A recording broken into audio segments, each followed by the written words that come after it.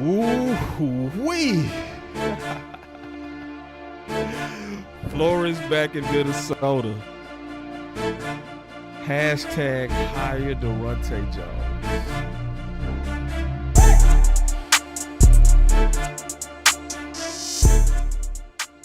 So listen, man. We got a lot to talk about. We got to catch everybody up real fast. So this is going to probably be one of the really shows we gonna ever do. Probably. And that's saying a lot. So y'all better lock in tonight. So first thing, let's talk about Brian Flores. Brian Flores is one of those top tier coaches that obviously there's a pattern again of our front office avoiding his type. Okay. So same thing with Morris, right? Mm-hmm. Same thing with Al Harris. Same thing with Schwartz. Same thing with Ben Johnson. Same thing with Babel. Let's listen to Bobby. We should feel good about. So it does feel like those four are the ones that they're kind of coalescing around. Now for Cowboys offseason decisions. The offensive. By the way, I don't think I read Raheem Morris's name on any of those Vegas odds lists. I did not see it either. I think the Cowboys did not get good feedback about him when they asked around. I don't think that they got encouraging. Why don't you do your own feedback? That's how you determine who you want to talk to. I think you've got to winnow down the list based on what do other people around the league say about him. I'm so glad they pushed back on that. Me too. I'm so glad they pushed back on that. Like, why don't you do your own research? Like, you know, Bobby saying that's how you dwindle down. Like, you talk to some people and say, okay, I heard some things, and then, okay, now let's take them off the list. That's goofy as hell. And see, listen. But this is why my dad, and he took this, I don't remember who he took this from, he would never buy me used books. Oh, I love that. I've never heard that before, man. It's so well done. Never heard that analogy before, but it's so well done. Yeah. So well done. Yeah. So let's keep going. In college. Why? He said, what if the other person was a complete moron that underlined all the books? That is a fantastic point, and I love your dad for that. What do you mean? Like that they crossed out what you should be reading? You know how like people will highlight, they're underline stressing stuff? what they think is important? Yeah, he goes, what if that person's a complete idiot? You naturally end up reading the stress and emphasis of somebody who's dumb. I love that thought process, actually. Where did he either got that from somewhere or he's I don't know a where genius. he got it from. But it's like, He wasn't a genius. You take I love you, Ralph. You take the information somebody gives you, but you still talk to them. You still interview them. Yeah. Even if they say, nah, this guy's tough to work with. Right. Well, maybe that person that told you that. How do you start? Where do you start? That's any job, though, right? Like, I mean, you generally get an idea. There's no excuse not to talk to Ben Johnson, Mike Vrabel, Bill Belichick. There was no excuse not to talk to Bill Belichick. I think none whatsoever. Belichick, they know. Like, I think they know whether or not they don't know. Bill Belichick is not in an intricate presentation broken down what he thought about the Dallas Cowboys. No. Just good job pushing back at that. Just thank y'all for pushing back at that. I ain't gonna lie, because the reason Bobby Belt gave, like, he was just condoning groupthink, condoning echo chambers as a means to a hiring process. So we just gonna hear it through the grapevine and then get feared off from a candidate because of what we hear? Why not? And then they made a great point on Belichick, like, you still bring Belichick in. I don't care if you worked with him and you had hard negotiations with him doing trades. No. Yes, he might be tough when trading against you, but you want his tough ass trading against somebody else, don't you? And they made a better point that you bring one of the best, most genius minds in to try to steal his ideas. That's why you interview like GOATs. That's why you interview Flores. That's why you interview Morris's. You try to figure out what made y'all so great, but y'all don't do that because you heard something. Stop the cap. Stop it. Yeah, so that's my thing. So if you're not interviewing for those things you just mentioned, my question is, what are you interviewing for? If you're not interviewing for those things, I think the other things that you so-called are interviewing for are pretty, like, you're not going in with the right mindset. You know what I'm saying? Are we going in? yeah, your mindset is pretty like, below to the like dirt level. But we're not. We're trying to do everything we can to improve. That it's like we're not interviewing. We're not doing every single process of every system to improve this team, no matter what. Yeah, and it's like it's like fans. You can't go for that. You can't go for. It's okay not to go after the best. Reason, man. It's okay not to go after Vabro because we heard from the grapevine that he's tough and and he had got into it. Let's not even interview him because of the rumors. Yeah, that absolutely let's condone and groupthink. I heard a poem, short poem. It's called Excuses. Excuses are tools of the incompetent used to build monuments of nothingness, and those who specialize in using them seldom accomplish anything. Whenever you have a question in your mind, because pushback is healthy, just remember those words, man. There is no excuse for not trying. Absolutely none. None. We're all grown men and we're all customers. Do not, if you ask for medium rare and they give you an excuse why they couldn't give you medium rare, you look at that chef dead in your face because I'm gonna give you an excuse not to give you my money. Straight like that. You want an excuse not to get paid? All right then. And so we go say this over and over this particular show. We are at the deadline of this thing, and we got to push. We got to push together. The difference between this channel and Lou's channel and a lot of people channel is that we try to provoke y'all to action as well, because we know that our voices matter together. It does. And Jerry and them are businessmen, so they care about what the customer wants. They do. That's why they poll test. That's why they do all the things that good businesses do, because that's why, to be honest, that's why Eberflus had to go, because he was going to be bad business. He was going to, the fans was loud about no. They say I need to turn up. I'll turn up. Hold on, let me turn you up. 1 2 3 1 2 3 1 2 3. Yeah, I am kind of low. Let me fix me real quick. Appreciate that. Y'all give me a second. Let me fix my sound. Oh yeah. Watch this. Boy, I know I sound good now. Oh, you turn down a little bit. You clipping now. Yeah, I clip. Yeah, I turned me way up. Yeah, that must be way better. Appreciate it. Shout out to everybody coming in, man. Hit that like button, man. We got to push this. Now, I'm going to keep saying this all day because we go get to some bigger points. We just first want to kind of talk about what's likely really going on. Okay. With this whole thing with Flores. This also with Flores goes back to this. For all the people who was told, don't go after Flores because he's gonna be a head coach within a year. It's a waste of time. And every time I heard somebody say that, I would say the same thing. Every time I would say, if he is not a head coach after what he did with Minnesota, he's blackballed. And if he's blackballed, you should go after him. That means because he's going to be blackballed for a while. And that means he would. What was the other thing? Keep going. You're going to say it. What was the other excuse they kept saying? Because he's going to be gone after a year, boss. We don't want that. We want to have a DCC that's going to be here for a while. And what was the word they kept using? Jerry kept using? That mean that cohesion, or what was that word he kept saying? Yeah. He kept saying we want continuity. So, I mean, the perfect way to literally wreck the system or be above the system is get a blackball coach. Yeah. He's what you want. Because if he's blackballed, he's going to be under you for a while. With all the dopeness that he brought Minnesota. That is a cap salary. Yeah. So they was playing. People that was leaking that, they was playing us. They was trying to play you. Yeah, they were distracting you. They were distracting you. Yeah. From what was best. Yeah. Yeah.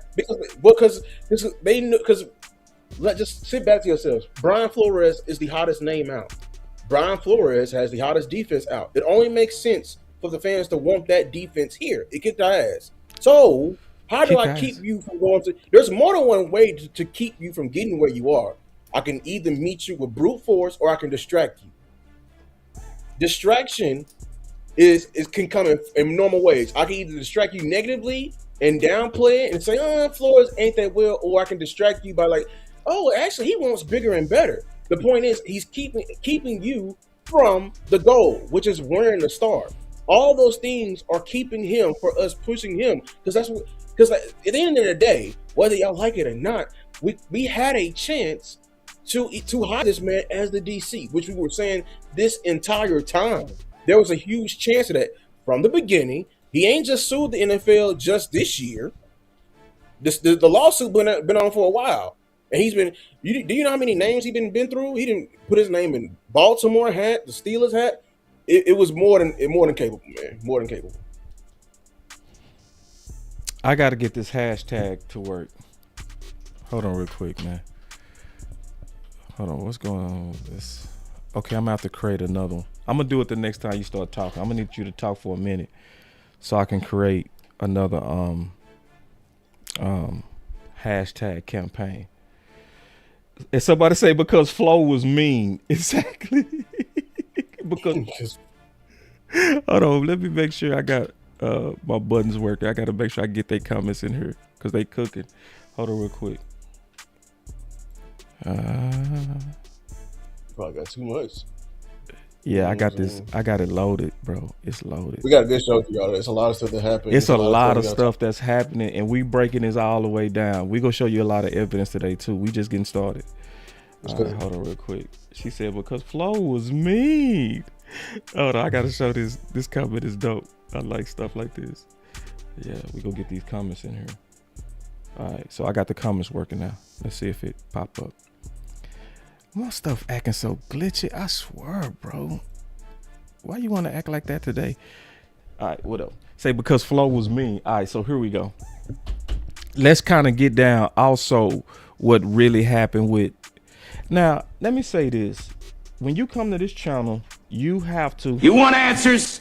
And you can't be. You can't handle the truth. You can't be one of them.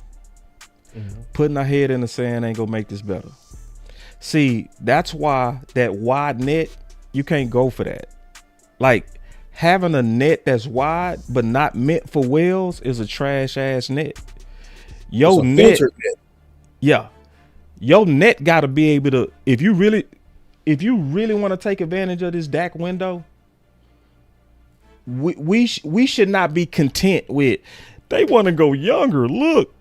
And see, they trying to sell that to us now. And some of my content creators, they selling that. See, they want fresh. They want young. They want new minds. They want new minds. No old minds didn't work. No, it's all used up. You want Brables. You want some vets too. Like it ain't just all young. You want Ben Johnsons too. You know, you want proven.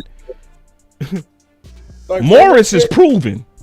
Morris is proven. Flores is Morris has a Super Bowl. Something we're trying to aspire to. The last time he was a coordinator, he won a Super Bowl. So you know what I'm saying. And Flores, I want that tree. Like I was gonna get to it later on today. The personnel they working with over there, the talent they're working with over there, and that talent locked up 2 number 1 receivers when they faced us. Not one, but both of them. That's something I want.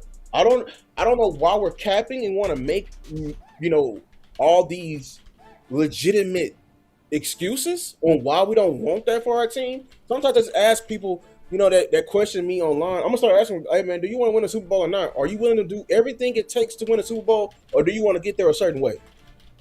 Because what they're trying to sell us is trying to get there a certain way. Yeah. So hopefully I got this thing to work. Let's test it.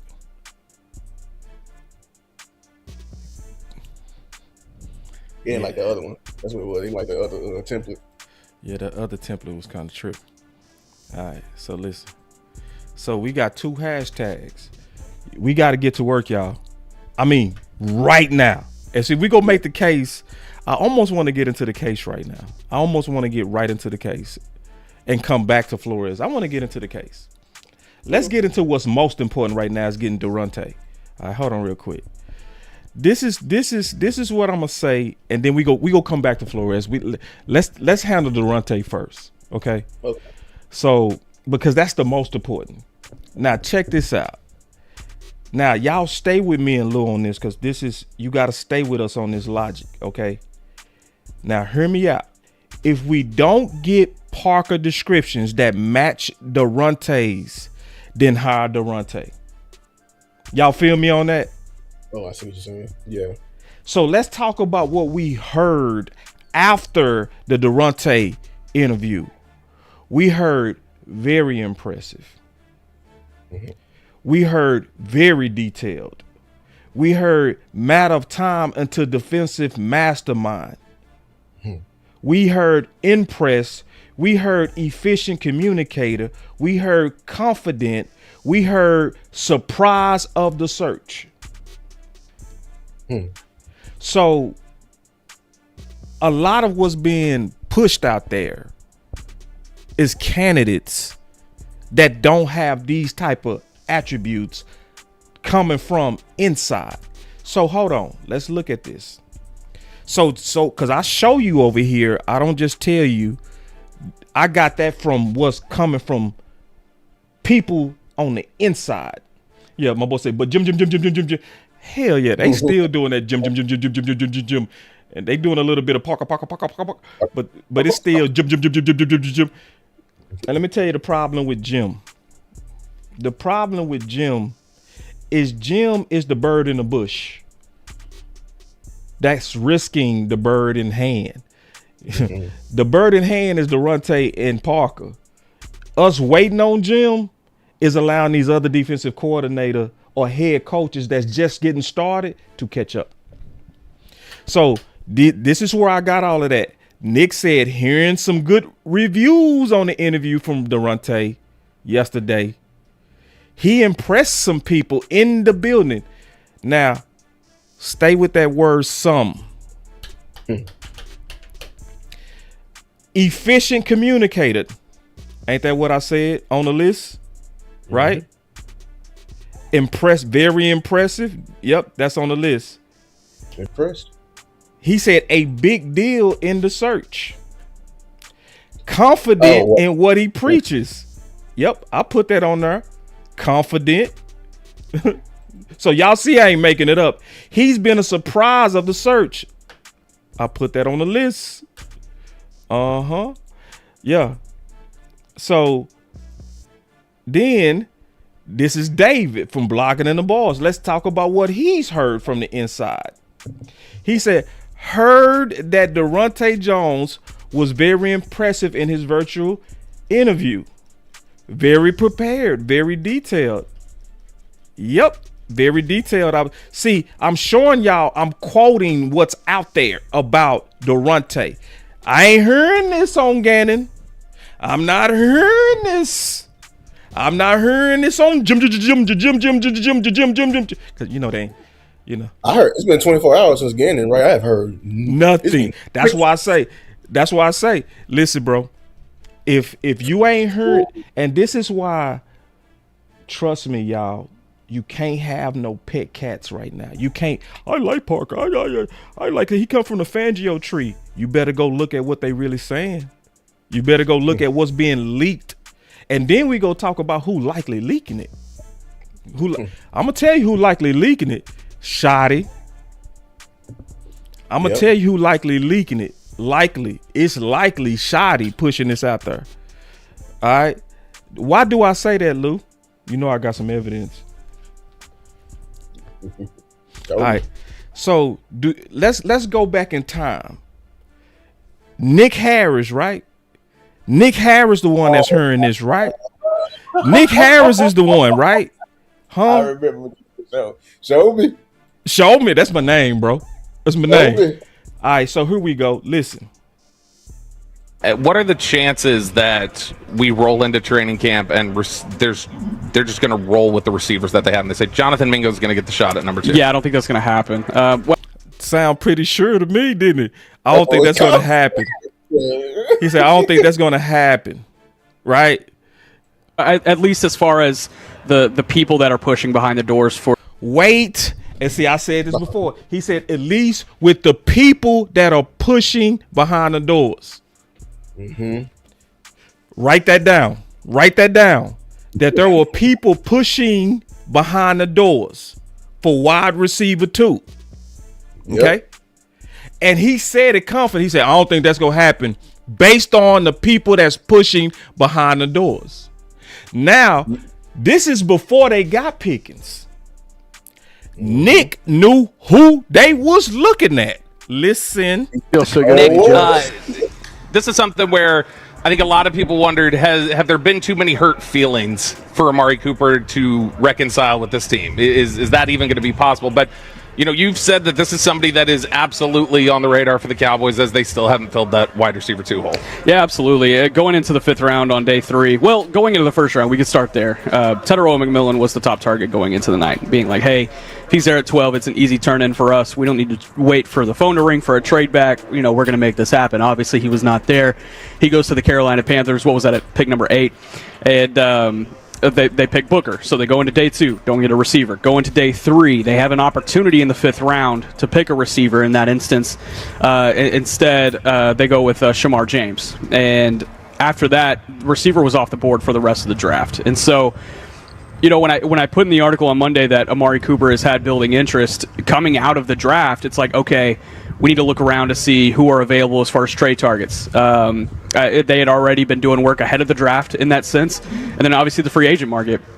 Amari Cooper was a name that was getting tossed around before the draft, but since the draft, I say building team interest because they don't have a receiver coming out of the draft. And so there's plenty of options on the table, whether it's a George Pickens or a Rashad Bateman.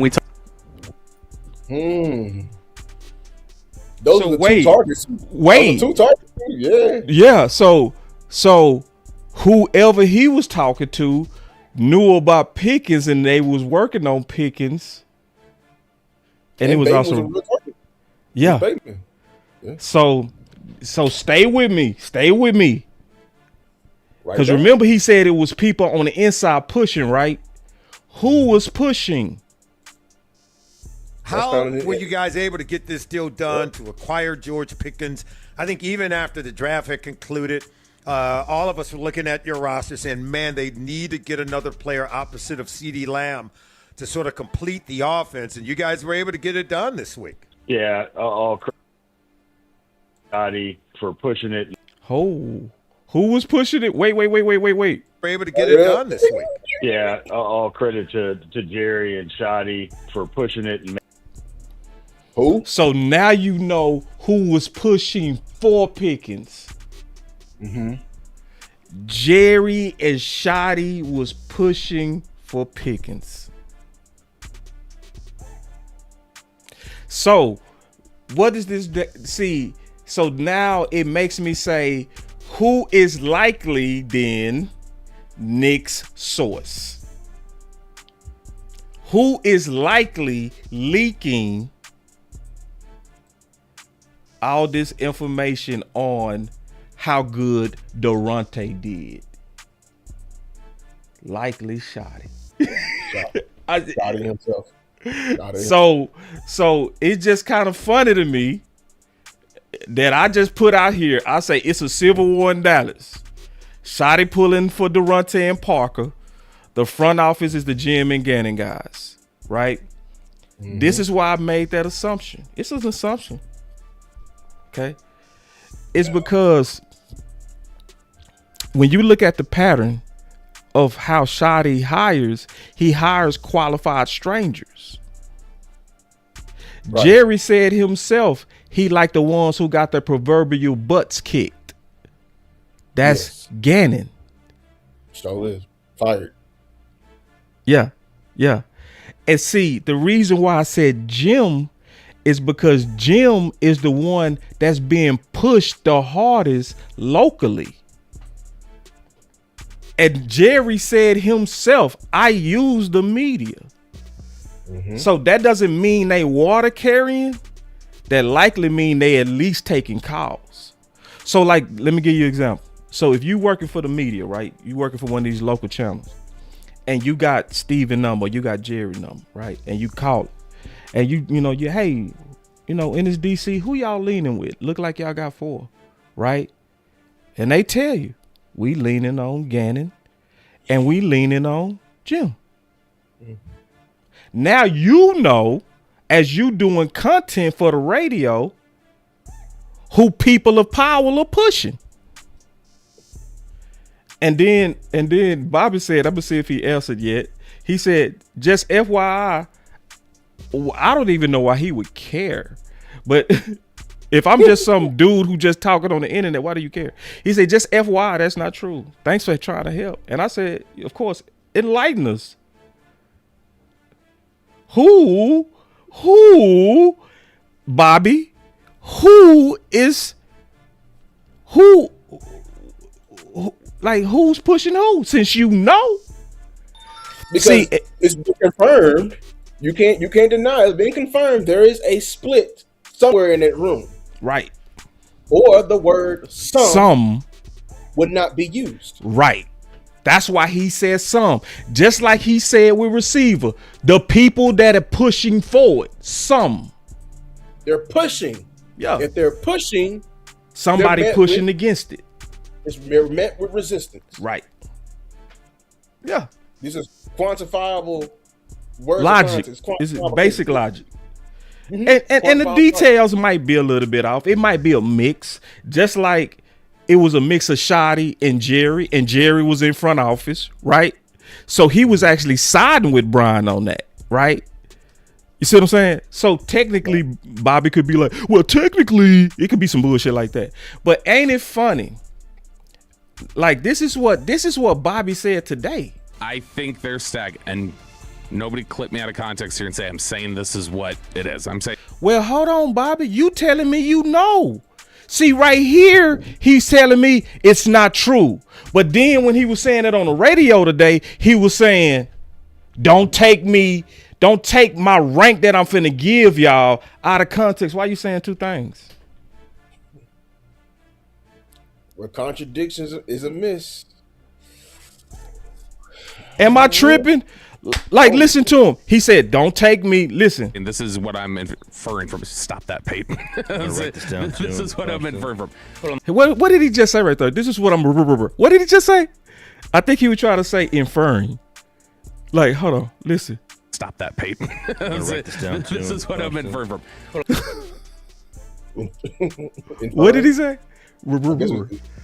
I think he was trying to say inferring. We all do that. Sometimes you get cotton mouth and all that kind of stuff. On the R's, yeah. Yeah. I'm inferring from. Stop that, Peyton. This is what I'm inferring from. Put on the wall. I think it's Leonard. One, Gannon, Parker, Jones. So we see. It's like, hold on, Bobby, come here, man. Like, Bobby, listen. How the guy who impresses last? Gannon. So hold on. You telling me I'm tripping when I say, okay, Shoddy, we know he's a people person. No. Why would he like awkward ass Gannon? Pew, pew, pew, pew. Weird ass. And he's a culture person. He's been preaching culture, all that. Why would he want punching it? One punching man get it. Why would he want that on the sideline? Yeah. So it's like I'm crazy. And so I'm over here like enlighten us. You talking to somebody, you got the connect, you got the plug, you got somebody's phone number, enlighten us. Who is somebody's favorite? Where am I wrong on that? Because you can't tell me, nobody can tell any one of us. Nobody can tell any one of us that that Gannon is a shoddy guy. All of us know better than that. I swear to God, you will never ever convince me on that. Schematically, from a people person, none of that. There's nothing you can prove to me that he's against. Bro, Shotty said he wanted a teacher. He said he wanted aggressive deep. He said he wanted turnovers. Everything that Shotty has said, Gannon is literally the parenthesis, or the opposite. Yeah. It's wild. It's wild, and it's like, all right, if my details off, and it could be, my theory could be off. If it is, I don't mind correcting it. But let's talk about some theories to where we made theories before we was dead on. Oh, somebody said, what if Gannon is smoke and mirrors? I'm saying a smoke and mirrors candidate won't make it to the second round like this. Right. In the end game. And we got to be afraid of Gannon because Gannon fit the profile that Jerry said he liked. Literally fit it directly. And his whole mentor is the guy we just fired, who we hired in the exact same. He fits what Jerry just said in the press in the final presser. He said he wanted a failed guy and everything like that. Eberflus failed, freshly fired in Chicago. Yeah, and I said we got somebody fighting for Gannon. I don't mind pushback. He say, "Shit, Gannon defense low key boxed us." I don't care. I don't either, and it did not. I don't care. Like, what did your defense do to the season? What did your defense do for 3 years? You literally didn't win it. You didn't win another game after you beat us. I don't want you. And who defense boxed better? You want to know who defense boxed better? I think a big testament to this defense that you guys have is there have been a number of quarterbacks this year who have come out after games. I think of CJ Stroud and Brock Purdy, who have said, I've never seen anything like that defense before. And that's a big testament to what you guys have done. And I give a lot of credit to Flo as well, because he was in that New England system for so many years, became a head coach. But ever since then, now he's been in Pittsburgh, has been now in Minnesota, and has seen a different side of things. So, Daronte and Flores, but he was talking to Daronte. His back end was so confusing, right? That top quarterbacks have been saying consistently, I don't know what y'all was doing at all. Dak Prescott, a 10-year vet, just listen to him. Dallas Cowboys, Dak, what were they doing defensively? Just keep the lid on it and seem like frustrate their offense. Yeah, the zero that we talked about just throughout the week gave it to us a bunch. We didn't. So in other words, we knew it was coming and we still couldn't stop it. but it be jump Damn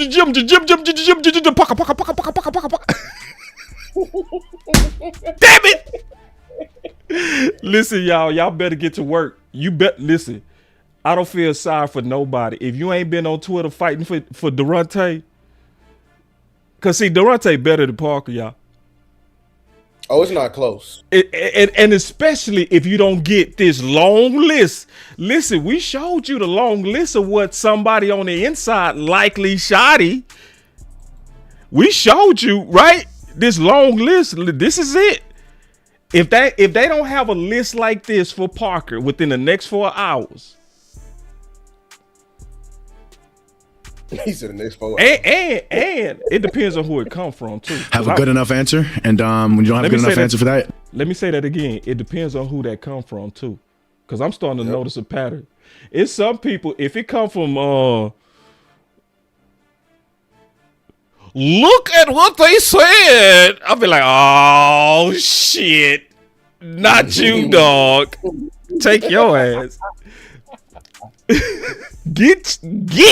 Jim.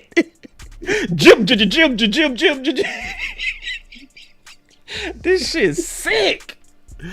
Yeah, man. It's like, dog. It's so it's like, listen. If you go to the fair right now and look at their thumbnails, even when they talk about the run tape, they put Jim on the thumbnail. On the thumbnail. We just this week, was it Monday, finally got the first article written by a Dallas Cowboys reporter. Blocker. First Blocking one. it. Well, he not a Dallas Cowboy. He's blocking the boys. Yeah. I mean, something blue. I just want anybody. He was the first person that I've seen write it. Matter of fact, I just really got through, researching. He the first person nationally writing about Daronte. Nationally, like actually going in for his story nationally. Yeah. So let me go back to this. See, listen, y'all. I'm telling y'all right now, Daronte is the one. He is the one Shotty wants. He the 1, the 2, 3, and the 4. I'm telling you that right now. Shotty wanted Flores and he wanted Daronte. To be pushing anything else is pushing against your head coach. I'm telling you. Right. Because your head coach said that he wanted multiple. What did he say Minnesota presented? Multiple looks. He said that he wanted a teacher. Who a better teacher out of Jim and Daronte? Oh, the one with like literally only one Pro Bowler for the last 5 seasons? And they created a Pro Bowl out of Byron Murphy, but all they had is Harrison Smith. Who taught the most complicated defense? Well, it's the one who had literally the highest like over there. You still got that graphic? Yeah, I got the graphic. Over that bottom sales, highest blitz rate in the entire league. And I reacted to a film session on they quarters concept, man. What they doing over there, it's not all Broncos do. Promise y'all. I'm gonna give y'all an assignment on this AFC Championship game. Count how many times they line up, don't disguise, and they just play them straight up. Yeah.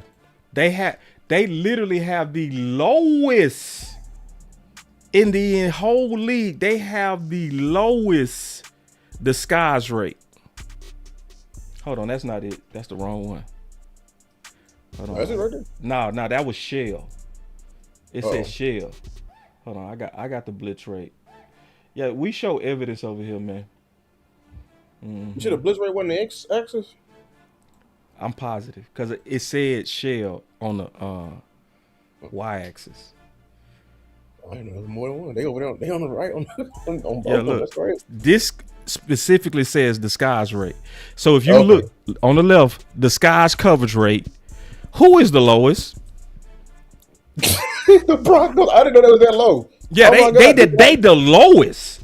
But that's what they said. He's the teacher. He's the teacher. He teaches. Who has the highest blitz weight and a much higher disguise rate? Minnesota. Yeah. So that goes back to who's teaching a more complicated system. Minnesota. And what did it? So one guy teaching basically pre-calculus. The other guy is teaching trigonometry. Well, algebra. They teach algebra over there. That's all they doing. I said pre-algebra. They teaching pre-algebra, like before algebra. Pre-algebra. They pre-algebra. Broncos is over there doing pre-algebra, bro. They pre-algebra, bro. They running cover two hard. They ain't doing nothing else. We got the front, They ain't doing nothing like where he gotta teach. Stop. And then look, let's go back to what happened with Dak. Especially against Flores, you're going to see it again and again. And and that's what happened. They did a great job of the back end, right? Who the back end? The passing game coordinator and DB's coach. My bad, I got to put that in there too. Both of them with an F. Playing with vision, so it made it tough to get to the beaters. Normal zero beaters when they're playing man. Looking at the man, but they're looking at the quarterback, and so they're going to rally when you throw it underneath, and you don't have time to get it past them. And they did a good job. They kept it on us, and we didn't adjust fast enough or come up with something good enough to scare them out of it, and we saw it the whole game. Clarence Hood, DLLS Cowboys. You talk about protecting Dak.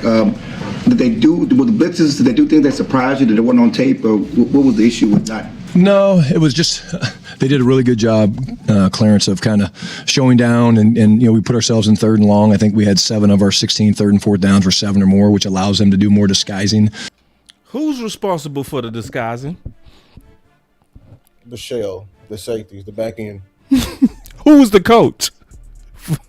Daronte. Mama, there go that man. And I just think that they kind of mixed it up, and who mixed it up? Who was responsible for teaching them how to mix it up in a way to confuse the head coach and the quarterback? And the coordinator, a 10-year vet who's seen it all before. Yeah. This is wild. We thought it was 0 on a couple times, and it was, and we thought it was 0 on a couple times, and it wasn't. Wait, you thought it was 0 and it was, and then you thought it wasn't? Well, who was responsible for being able to show that disguise so good? Daronte. Is anybody talking about this, Lou? Nobody. You know how hard it is to disguise 0? Man. Hey, and you know I got the clips. We can go deep tonight. Wait till we get to the film, y'all. You know how hard it is to disguise 0? Man. Oh, them safeties are running. Should I pull when Flores called it a presentation of the defense? Should I give them the extra sauce or just this? Should I give them the extra sauce? No. Extra sauce on it, please. Extra sauce. Extra sauce on the side.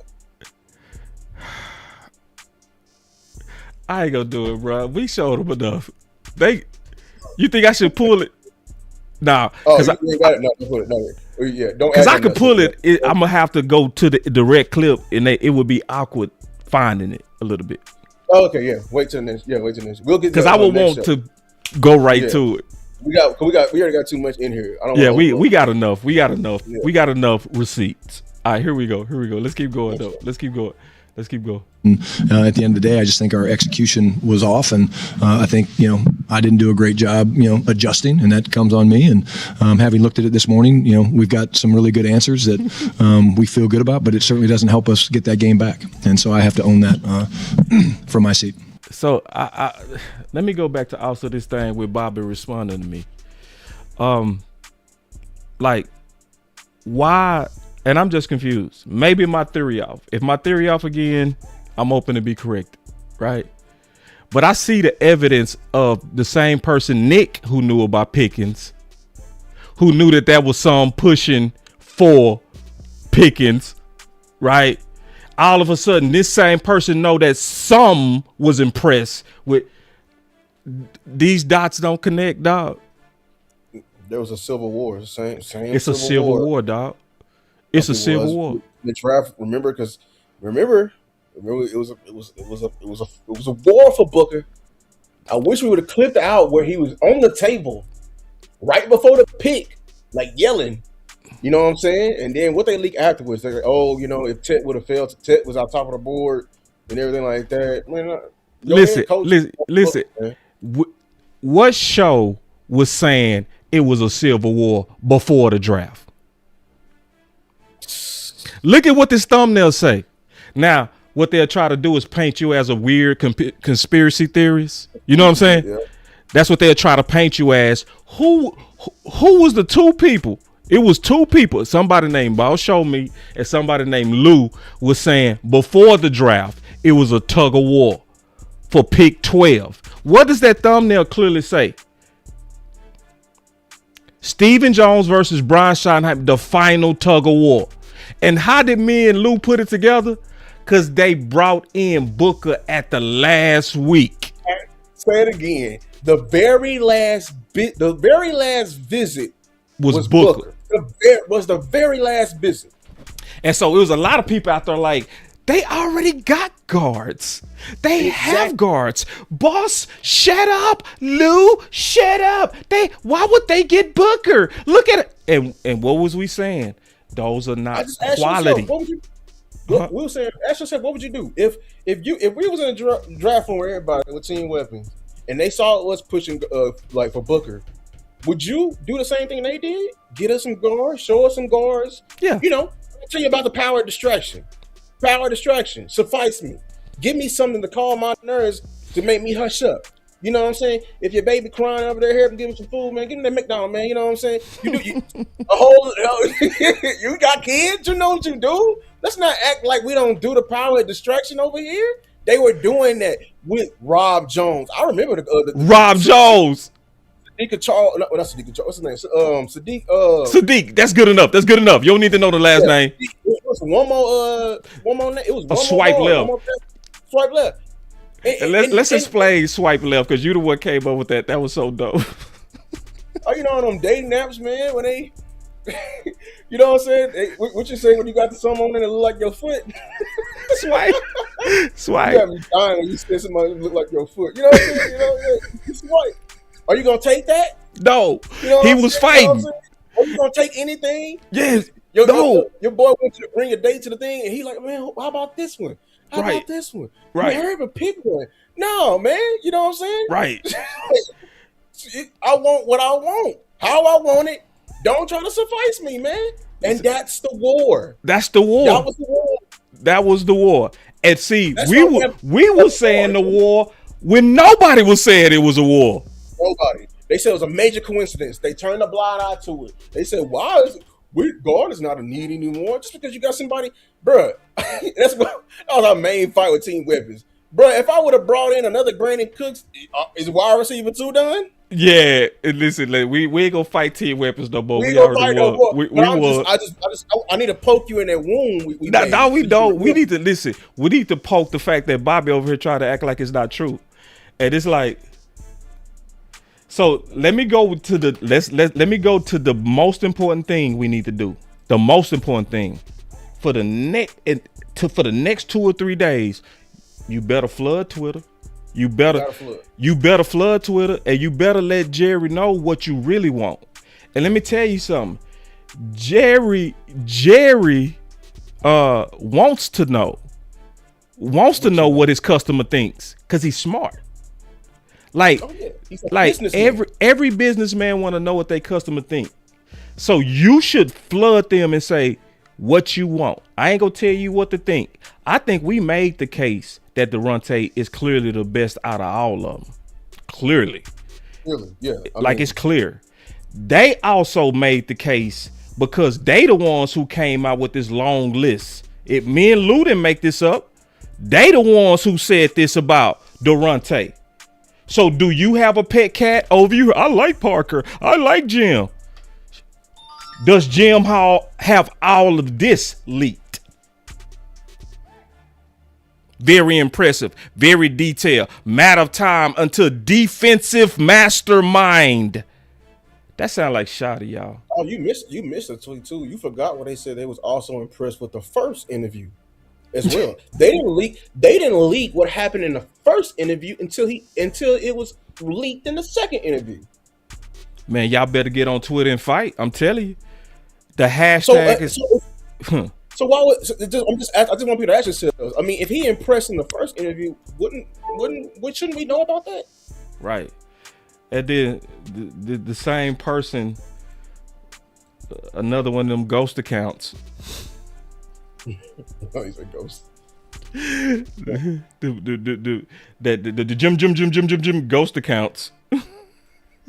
Them the funniest was. They come out of nowhere when you start talking facts. Just all of a sudden you see all these random ass ghost accounts that just all of a sudden they come in, they want to debate. They got your notice on. That's what it is. They got your notifications on. Where you come from? Oh, I ain't making sense. Somebody said it. So yeah, and so look, yeah, he talk about see somebody fighting for Jim. Talk about exactly. So why so mad? Because other people talking about him. See, that's how I know you one of them people who likely one of them ghost accounts. Listen, it ain't about mad because people talking about him. It's about mad because they not being talked about equally. Yeah, like. See, this. Let me show you what's sad. What's sad is when even New York is doing a better job than Dallas. Watch how New York handling this. Look at this. There's been obviously chatter about how they're going to fill the defensive coordinator vacancy there with the Giants. And that's something that the Cowboys are looking for right now. So, hold on. Let me make sure I got let me go to the beginning. Hold on. Listen. And look who on the thumbnail. Jim. Oh, they just talking about Jim. Now y'all flooding us with Jim. Exactly. Y'all flooding us with Jim. This ain't just talking about Jim. It's a flood. It's a flood of fucking Jim. It's a point behind it. That's what I'm trying to get you to see, Gas Blunts.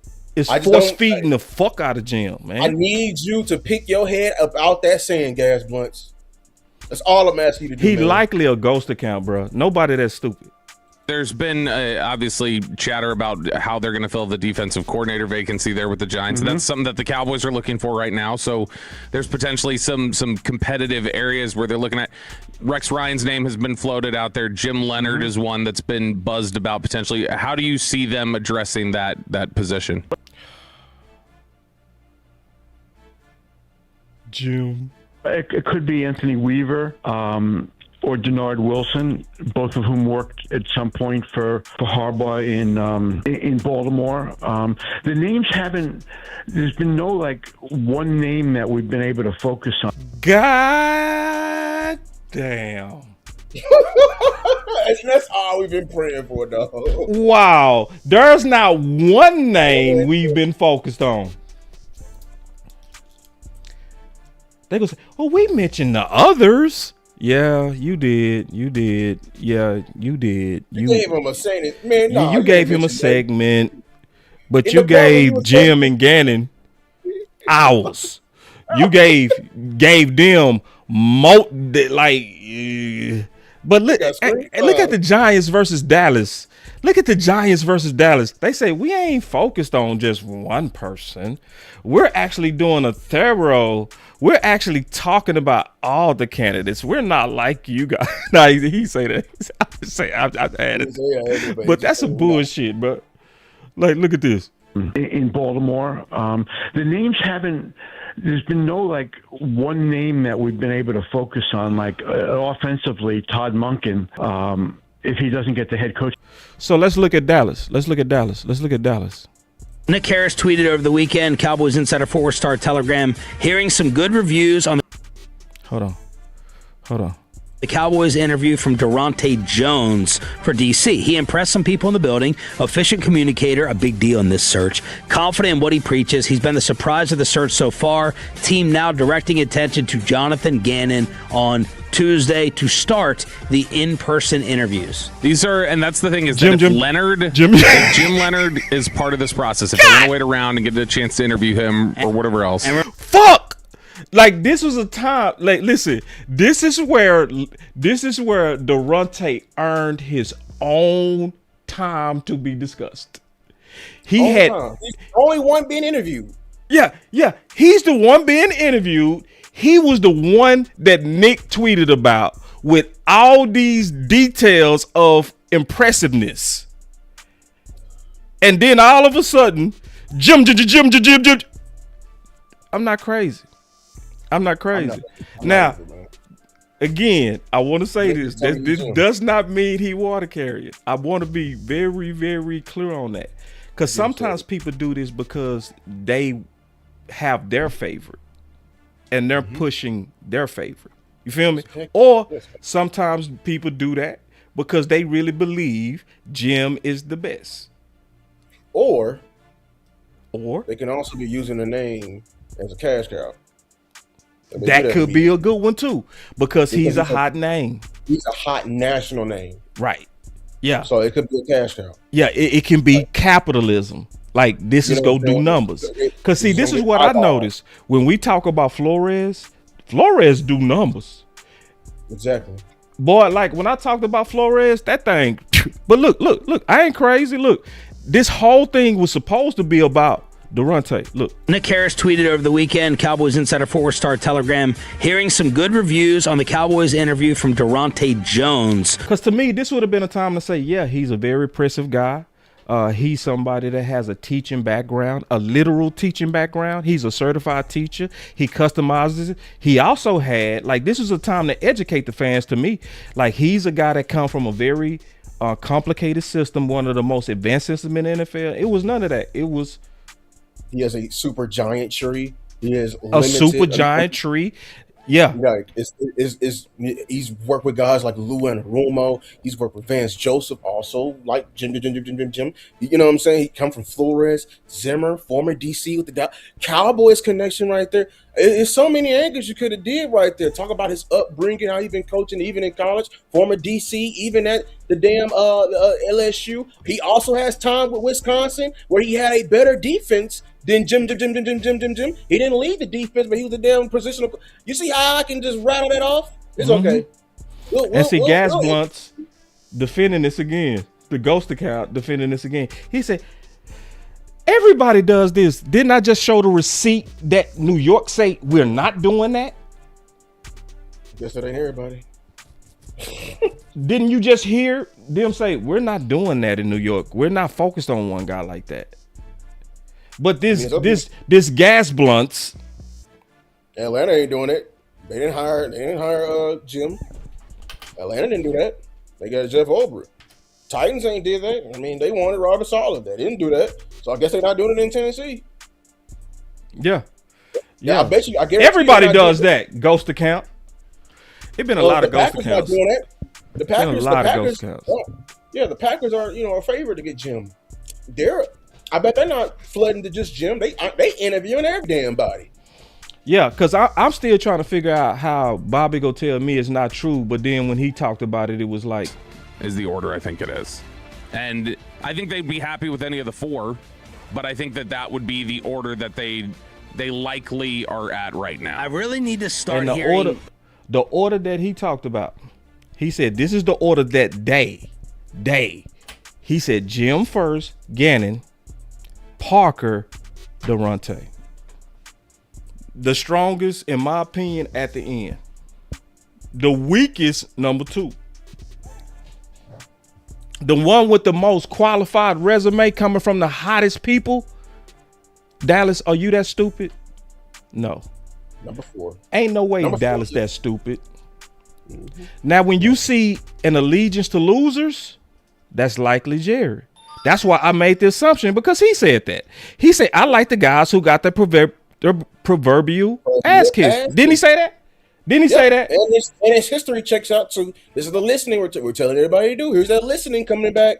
When he said that, and his history lines up with it. His line, yeah. So I can make the assumption. Yeah, that's a safe assumption. He said it himself. I like losers. Okay. So did he, when he picked Mike McCarthy, was he a winner or a loser? Winners have jobs. Right. So he was a loser. He was on the couch. When he picked Dan Quinn, was he a winner or loser? Winners have jobs. He didn't have no job, and he got fired mid-season. When he hired Brian Schottenheimer, was he a winner or loser? Nobody wanted him. Okay. Yeah. So nobody wanted him, and he needed a job. Yeah, he needed a job. So this top of the market shit, no, Jerry, no. So when I make the assumption, and it's a safe assumption, that Gannon is likely a front office guy, it's because it matches the allegiance to losers. Zimmer? Love Zimmer. You have an unnatural allegiance to losers. It's not like you. No. Yeah, let me play that again. Huh. You having an unnatural allegiance to losers is not like you. No. I love the underdog story. I love when somebody's been beaten down, get up. Loser. He's been beaten down. Translation. Redemption. Loser. Loser. Not Ben Johnson. not on the up and coming, not on the mountaintop. Loser. Yeah, we not making it up, bro. Yeah. We're making it up. Yeah. And even if my assumption is wrong, it could be wrong. It's a very good calculated assumption, brother. Just FYI, that's wrong. I'm like, enlighten us. No response. Why we can't get no response, bro? Just like I ain't get no response on that clout stuff, the wannabes. And see, then people try to act like, oh, why did you go off, boss? It's cuz, bro. It's like, nah, you know who I am. I know who you are. Like, you know I'm a content creator. I know you're a radio guy. You know what I'm saying? So, like, you know exactly what it is. So it's like, nah, Marcus, I wasn't talking to you. Boss, I wasn't talking to you. Just like when he asked me, he said, Bobby asked me this. He said, how is Daronte better than Jim? Man, I laid out a whole thing. No response. None. Like, I laid out nothing but facts. No response. Nunca. The difference did see Zach Wilchuk, we went back and forth. Respectful. Yeah, we went back and forth. He laid out some good points. He was like, but boss, they do have a complicated system. That means you're gonna need vets. I said, yeah, you do. Good point. I ain't gonna fight that. They do have a complicated system. You're gonna have to get busy in free agency. That's true, likely. Or you're gonna have to get you some guys that you draft with some high Wonderling scores. You know what I mean? You know what I'm saying? So it's an answer around it. And let's talk about this real quick because all of this come together. He said, boss, tell me why Al Harris is about to go to Washington, Green Bay. Let's just look at the pattern. Why is this insane? Ooh, it's gonna be insane. Let's just look at the pattern, bro. These men that come across strong are not wanted here. So yeah. Can we now let's get into the real pattern.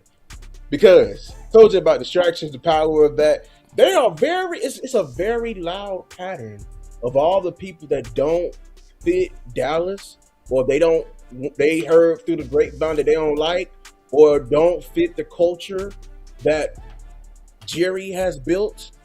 It's all the big names. It's a very, very loud combination. Yeah.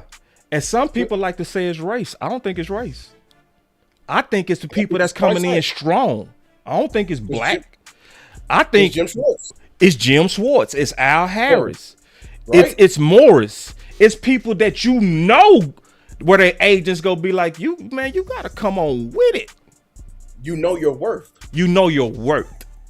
So the people that know and it be the lamest excuses every time. They felt like with Al Harris to Tuck Point, what was they leaking out there? And a lot of our fans was falling for it. Well, they felt like he babied players. Hold on real quick. Let's keep going through these goofy ass. Bro, I love this conversation. I love this conversation. What did he say? Can you show me Go ahead. No, I was saying the biggest one that laughed at me, he's like, well, Andy Reid is his mentor, and he wants to do the exact same path as Andy Reid, which is going from positional coach, skipping coordinator, and being a head coach. Right. Yeah. What? Yeah. They won't. Listen, man. To me, this look like. I'm gonna tell you what it looked like to me. It looked like Jerry wants to co-coach, bro. Jerry want people that were they coming in wounded, weak, and needing him. So that he can, because I honestly feel like when I listen to Jerry, because he always say, I wanted to be a coach. I would have been a coach. It's like, but you didn't do it the way that everybody else got to do it. They got to travel. They got to be nomads. Like Daronte, he had to sleep on desks, sleep in cars. He had to fight tooth and nail for every opportunity. Jimmy Johnson literally divorced his wife and said, I ain't got no time for you, baby. I'm giving all of my resources to the Dallas Cowboys, so we are officially divorced. And see, look. Let's go look. Y'all think I'm lying? Show me. And this goes back to what I'm saying, bro. It ain't enough to sit on the internet and complain. It's not enough to do podcasts and complain. You better get active. Hold on, let me get this. Get active. Listen. Get on X. Get on X and push hard now, because it is a civil war. I don't care what Bobby say. It's been civil wars in the past. So it ain't brand new. Yeah, this ain't new. Let's not act like, oh, my boss, that's a theory. No, it's not no damn theory. It was a civil war over Booker. Stop the cap. It was a clear civil war over Pickens, and they admitted it. They even named the people that was on side Pickens, Jerry and Brian. It's a civil war, man. It's been so many civil wars during the season. Civil wars on blue. That's another civil war. It's an ongoing civil war right now. He said, what did he say? He said, what's the name? Will McClay said, I made the pick. I've been liking blue. He was wanting blue for 2 weeks now. But in the same breath, you said you were aligned with your coach. But in the middle of the season, your coach said, "I like big backs." I know he told you that in them damn 2 weeks, Will McClay. Or translation, let me tell you who you really picked for, Steven. He picked for Steven. That one for Will McClay. And listen, Steven, because every time Steven has those one-on-one interviews and he's asked about running backs, he always brings up Blue. He always brings up Blue. He was bringing up Blue when Blue was inactive. Yeah. That was Steven. Yeah. And see, look, this is the evidence. Look. I think that's the greatest part, is being aligned from top down, and that's one of the commitments that we all made, sitting in there about what we're going to do and how we're going to do it. It starts with ownership coming down, but Shotty's got a plan, got a vision. We're going to support that. And they didn't. See, if you said you was going to support that, wasn't it Shotty that said games are won in the trenches? Mm-hmm. Why did he have to fight tooth and nail for Booker then?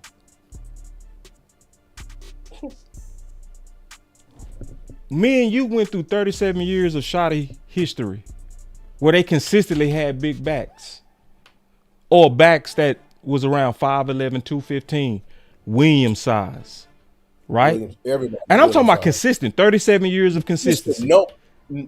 With no breaks. No breaks. Only if you won was the Hall of Famer, which is LT, and even then.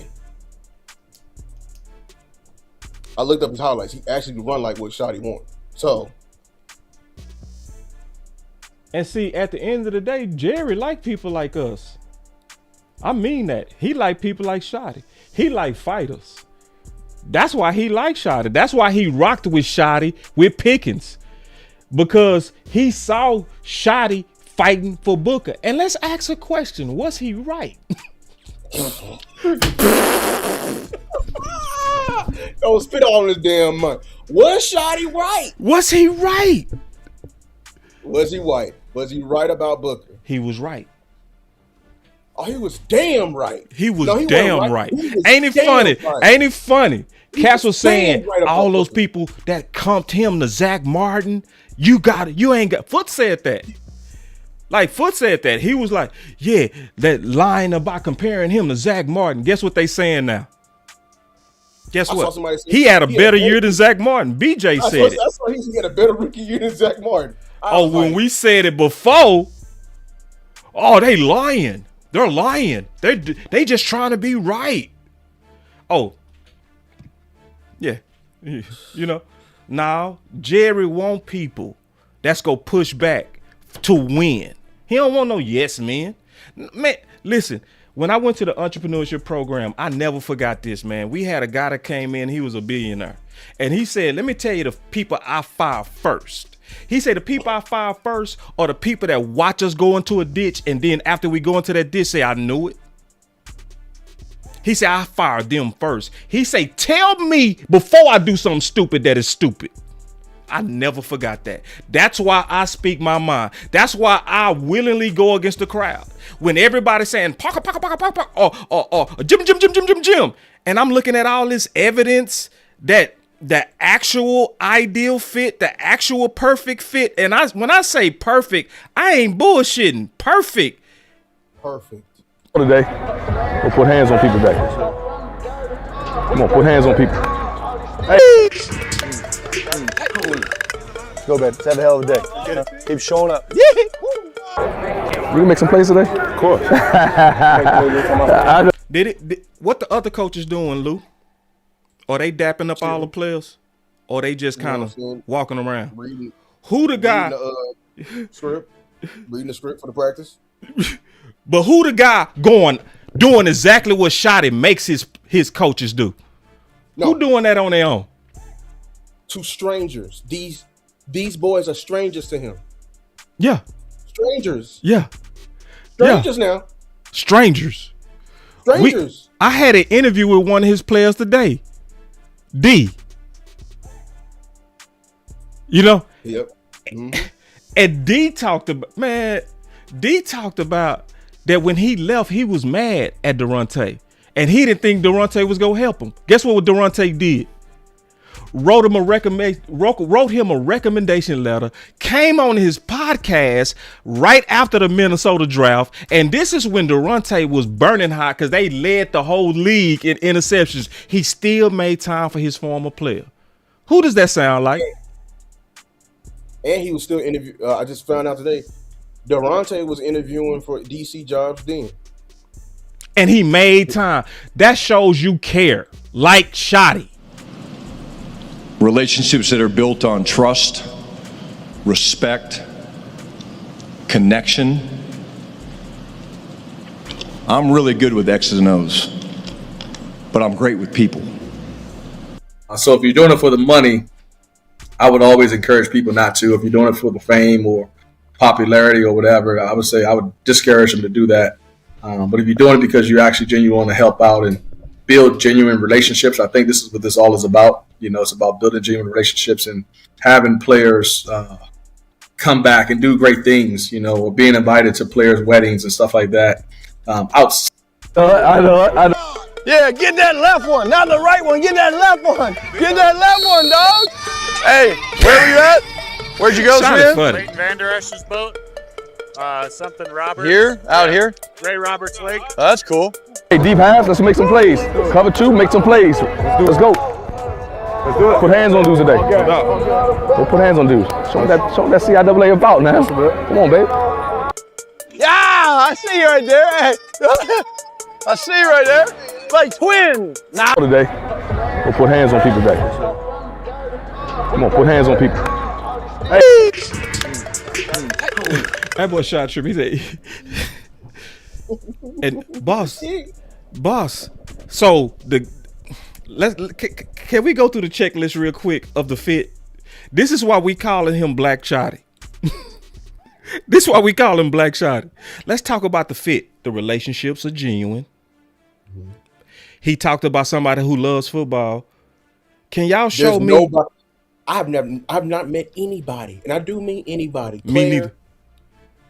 Coach in the NFL, player. I've never met any. Well, probably a player got somebody like a story like this. This man and his commitment, the things we're gonna keep seeing, the things he did to keep his job, sleeping in the cold in Chicago. In February. For 6 months. Keep going. The UCLA job. Sold everything in his house. Rented out his house in Maryland. UCLA. He lived in DMV area. From the DMV area. He from DMV. There. He was offered up to be the cornerbacks coach. Get this. He was on a graduate salary. A graduate coach's salary. The salary, $1,000 a month in LA.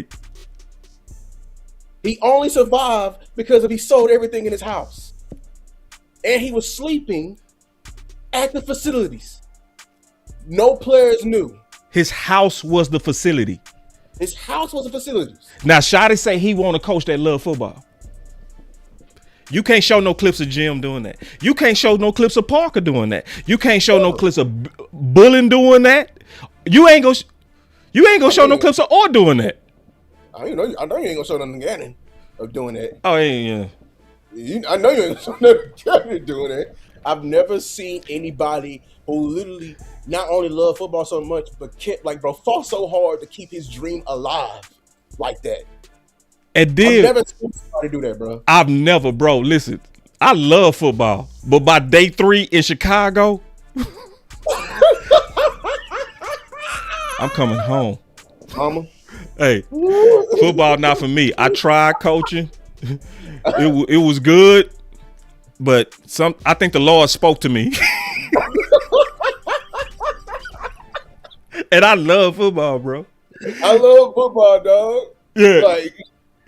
And then imagine when Jerry tell this story. What you think when the fans finally find out who this dude is? What you think we gonna be saying? Boy, the optimism gonna be through the roof when salesman Jerry tell this man's story. We doing a job for him. Damn. We need to be consultants. I don't mind. I don't mind. I do not mind doing their job. I don't. We a team. This is called teamwork. I'm cool with that. Sometimes people do you did my job for me because you the one that found Daronte. True or false? Yeah. True or false? You the one that found Daronte. You the one that did a video. And once I looked at that video, I start digging myself. So it's teamwork. Sometimes we do work for other people. That's fine. What I love about the community is the community doing work. I saw Tuck do work on him. I saw Rome do work on him. I saw Law move him up to his number one. I moved him up to my number one late. You can't learn all the things we learn and have him. No, bro. No. Once you start really going under the hood, you'll be like, bro, ain't nobody touching this man. And then when you start, man, I knew he was gonna love him because the day of when they did the final press conference and he was going through, I'm gonna quote the tweet if we hire him because I said man, all the stuff he's saying, this sounds just like Daronte. And I said I knew he was gonna love this guy. Yeah. And then I gotta correct this right here, bro. And I'm not trying to make you look bad. He said we don't pay coaches. We was never getting him. Did you know that Matt Eberflus was the second highest paid defensive coordinator? We pay coaches. We just pay deference coaches. And let me say this too. We have a pattern of mistreating our head coaches. And yeah, that's the problem. That's the problem. To me, that shows to me my theory on Jerry wants to co-coach. That's my theory. And this is the theory right here. How Jerry views the Cowboys, he doesn't view the head coach as a head coach. He views himself as the head coach and these other guys he's paying as the glorified coordinators. Yeah. Because he paid them like coordinators. Both of them guys making damn near the same money. Yep. Shoddy is rumored to making 4.5. You pay Eberflus 4. Mm-hmm. I mean, damn it, they get the same tax return. They in the same tax. And he did the same. Remember, he did Dan Quinn to Mike McCarthy like that. Mm-hmm. And Dan Quinn went back for a raise. Remember, he attacks. To me, this is the pattern. What do you always say? We men of patterns. The pattern says that he beefs with the head coach. It's like a rivalry. It's like I call them relationships where the husband and wife are competing. Where one person wants the other person's role. Yes. That's the pattern I see with Jerry. Don't forget that he said openly that he would give Dan Quinn the job as Mike McCarthy was the head coach. So did. And don't forget, he also said that Eberflus is here to help Brian. He sure did. And Eberflus said it too. Mm-hmm. And if y'all want me to, I can play the clip. Y'all know I'm Receipt King. He said, he literally said, I'm here because I was a former head coach and I'm going to help Brian. I said, boy, if you don't get your ass out. Exactly. And what does that say? I'm here to help Brian.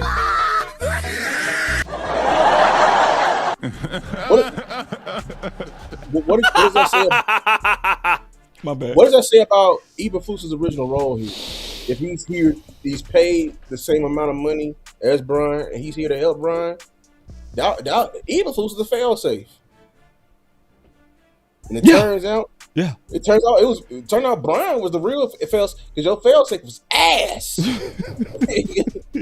your fail-safe was the worst in NFL history. He was what? It's the first one. Now, what was the first thing you said? He's ass. Literally. He was shit. Bubble guts. Like bubble guts. Man. Like so listen. It's a fight. It's a fight. I don't care what nobody say. It's too much evidence of a Shoddy's type. He was clear. And hold on real quick. Let's go to who threw cold water on Brian Flores. Because they be trying to pump this propaganda that it's gonna be a shoddy pick. It's gonna be a shoddy pick. If it's gonna be a shoddy pick, Let's see who the one who threw cold water on Shotty's pick. It say on Wednesday, this was last week, that was one of the lowest days of my life. I promise you. That was a low day for me. I was so mad. I said on Wednesday, the rival Commanders hosted Flores for an in-person interview for their defensive coordinator opening. Remember, that was the deadline. That was the deadline of when you could talk to him about being a defensive coordinator. And he say, so the idea that Flores is holding out for head coach visits only is gone. What's left? Culture and uncomfortability, right? So hold on real quick. Now, this is the key, because Jerry's saying now when it come to Brian, he talking culture. And then look at this. He said the concern with Jerry. The concern with who? Jerry. Okay. He said the concern with Jerry, he likes the culture that he's created. And when he cites, hold on, what does cite mean? So that the dictionary means cites. Hold on, let me go to the dictionary and look at cite. Real quick, just to go so people, we don't want to be talking too fast. We don't be double talking people. Yeah. So they can understand.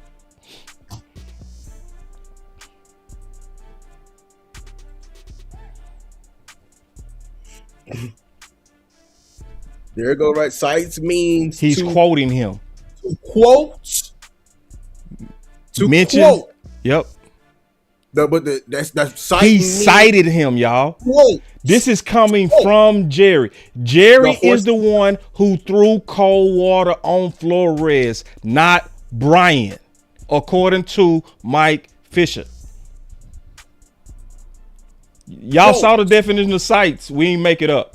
He likes the culture that he created. And when he cites uncomfortable, you can replace it with quotes. That's a synonym. When he quoted, yeah, I like that. That's real. That's real. Replace it. Yeah, we know what cites mean now. Yeah. He quoted uncomfortability. That's from the horse's mouth. Right. Jerry himself. Yeah. He cites quotes uncomfortability as an edge. He's talking about his coaches and players being uncomfortable. Shout out to Fisher, especially for this last sentence. He say, whereas if Brian Flores comes here, the uncomfortability victim might be Jerry himself. That's where he kept it real. That's a good Jerry. That's a Jerry. In other words, the person that was gonna have to likely be uncomfortable from a no bend type of guy was gonna be Jerry. Because this man ain't different. This man ain't tanking because you say tank. And if you try to get him to tank, he's snitching on you. Straight up. He is. I mean, football is really first to him. Like it is. Yeah. He's not with the bullshit. He's not with the bullshit. No, he's not tanking for you, owner. He's not. So if you want to play a certain guy or target a certain guy, he not doing it. He gonna look Jerry in his face and say, "No, I want this guy to play." Well, Jerry, pay your damn self next time. Right. You paid me, so shut the hell up. You owners own, and coaches coach. The pattern is not race. The pattern is they don't like strength. Exactly. They don't like Ben Johnson, strength. They don't like Vabral, strength. They don't like strength. Vabral working out with the players. Strength. Because some people, man, is black. Oh no, it could be, but I don't think it's that. You know what I'm saying? Tuck said it, and that's what I've been saying. All this right here, that is it right here. That's the part. Tuck. That's why he don't like strength. Tuck. Because the last time he was met with strength, woo. And I grew up in the wrong era of football, Dallas Cowboys football. Bullshit. The last time he was met with strength, it was Jimmy. And I saw the damn what's the name I saw the damn documentary docuseries. Great documentary. It was dope. It was dope. It was dope. Hey, and Jerry dope. Jerry's dope. He just be tripping. He just be tripping. He was tripping, and I was gonna tell about that. Like he was dope as hell. I But missed Jerry that dope. That's why I missed it. I wish I would have had that Jerry. But I'm seeing traces like of what we getting right now of that Jerry. I saw traces of it before then. Like when Emmitt Smith contract went out. Boy. His contract went out. Yes. And we didn't give him an extension. Jerry, and I'll give you more. Jerry colluded with the league because he was a free agent when he worked out. He let Emmitt Smith's contract run out. Then his goofy ass doing like all them chart people. You know, the chart people was even there in the 90s and everything like that. He drafted, what was that damn running back? Rance Dunbar or some shit. What was his name? I forgot his name. He thought he can draft just a little old rookie and replace Emmett. And remember, that's what he was trying to empower the O-line. And that rookie was out there doing some bullshit. Doing some bullshit. And is that the player that Jimmy fired on the field? Oh, the asthma player? I don't know, man. Too many details. No, Jimmy fired him in practice. He fired somebody. Jimmy fired somebody during the game. Oh, that was a running back. That was old boy from Alabama. I can't remember his name. Was this the guy that was supposed to replace Emmett? Yeah. Emmett? Yeah. So that's what strength looked like. The last time Jerry was doing that dumbass shit that he did, that the Micah shit, or what he's getting ready to do with George Pickens. Yeah, Jimmy fired the damn replacement on the fucking field. Somebody say, what do you think of Barry Switzer? Dope.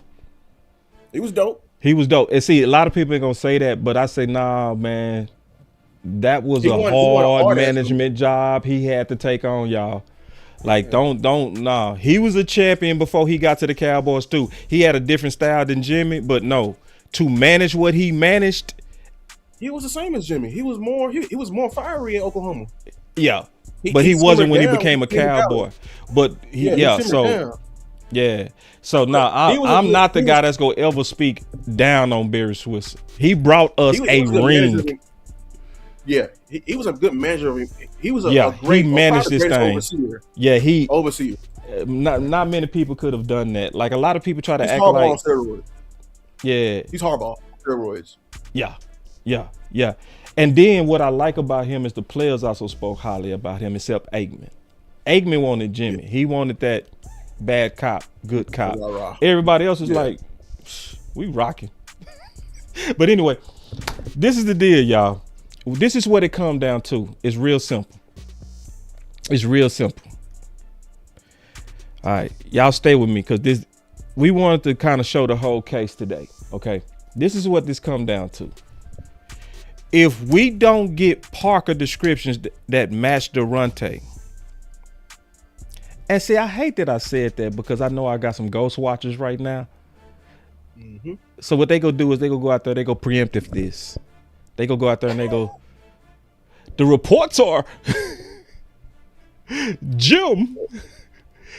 See, because let me tell y'all something. Jim in the way. I'm being honest. Jim is in the way of best. A lot of y'all don't want to hear that because Jim has been aggressively sold to y'all. Y'all don't want to hear that. But Jim is not Daronte. Daronte is better by a mile in 2 quarters. Yeah, more trees, and two better tree, more advanced defense. Okay, and a lot of people say LSU. They'll try to hold LSU over his head, and they'll leave out that it was 8 starters injured. 8 starters injured. And he turned around the defense. He still turned around the defense. And I think they beat Alabama because the interview mentioned the Alabama game, which is huge. Because around that time, correct me if I'm wrong, that was still Nick Saban's Alabama. Nick Saban was still coaching. And he didn't get to bring in anybody for as far as a recruiting class. Because he got in there and they already had the people, what's his name? I know you're a ghost account. I know. Yeah, I know you're a ghost guy because ain't nobody that's stupid. Yes, ain't nobody that's stupid. Like, because we've been stating nothing but facts. We've been stating nothing but facts. Like, we showed clearly the better fit, relational, schematic. We showed clearly that it was Minnesota that gave Dallas the most problems and the quarterback. But yet you over here still defend. Listen, we've been going against these ghost accounts since we've been talking about this. So yes, yeah, you probably a media plant. We've been going against this media plant consistently. You know, I've been seeing these media plants every time I get on Twitter. I see some plant, some ghost account, some weird shit. Yeah. You likely a water carrying media person. That's what I would assume. Matter of fact, shoot him. We got shooters in here. When I say shoot, that means like get him out of here. I'm sick of his kiss ass. Hope you enjoy the show. Everybody around me shooters. Ain't no telling who was shooting. Shoot him. Take the popcorn. Sick his ass. Matter of fact, no. Leave the popcorn. Oh, media plant ass. Like we don't see through it. We see through it, bro. Media plant ass. You probably a Jerry's kiss ass directly. Real talk. You probably a willing kiss ass, bro. How do you even say shoot him? I don't want to see this dude. Don't claim no 90s titles. Everybody around me shooters. Ain't no telling who was shooting. I want to know that the kill is confirmed. I want him shot. Everybody around me shooters. Ain't no telling who was shooting. I want to make sure you're out of here. Cause see, the people like me and Lou, we want to win, bro. We don't want to say yes to front office just cause they told us to or they pushing. I don't want Gannon. No. We want to win. And guess who else want to win? Thank you. I'm glad y'all shot him. I don't want to see him no more. Thank you. Appreciate it, Martin. He said he did. Thank you. Confirmed kill. Get him out of here. Get him out of here, man. We're not playing with y'all today. We serious about winning, bro. We serious. Exactly. Yeah.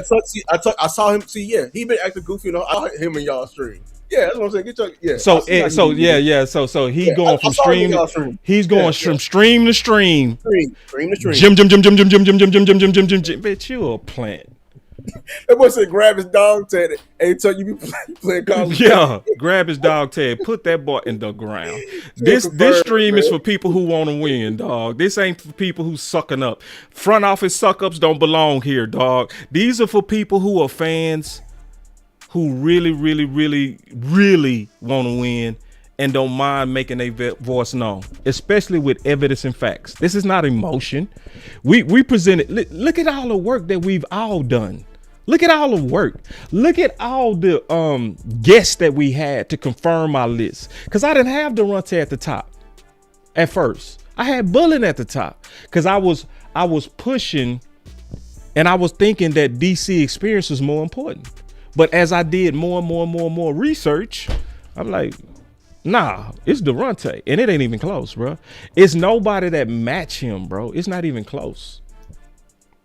Yeah. Period. I went by experience too. I remember my original list. My original list was Raheem, and then I didn't include Flores, but Flores would have been right up under Raheem.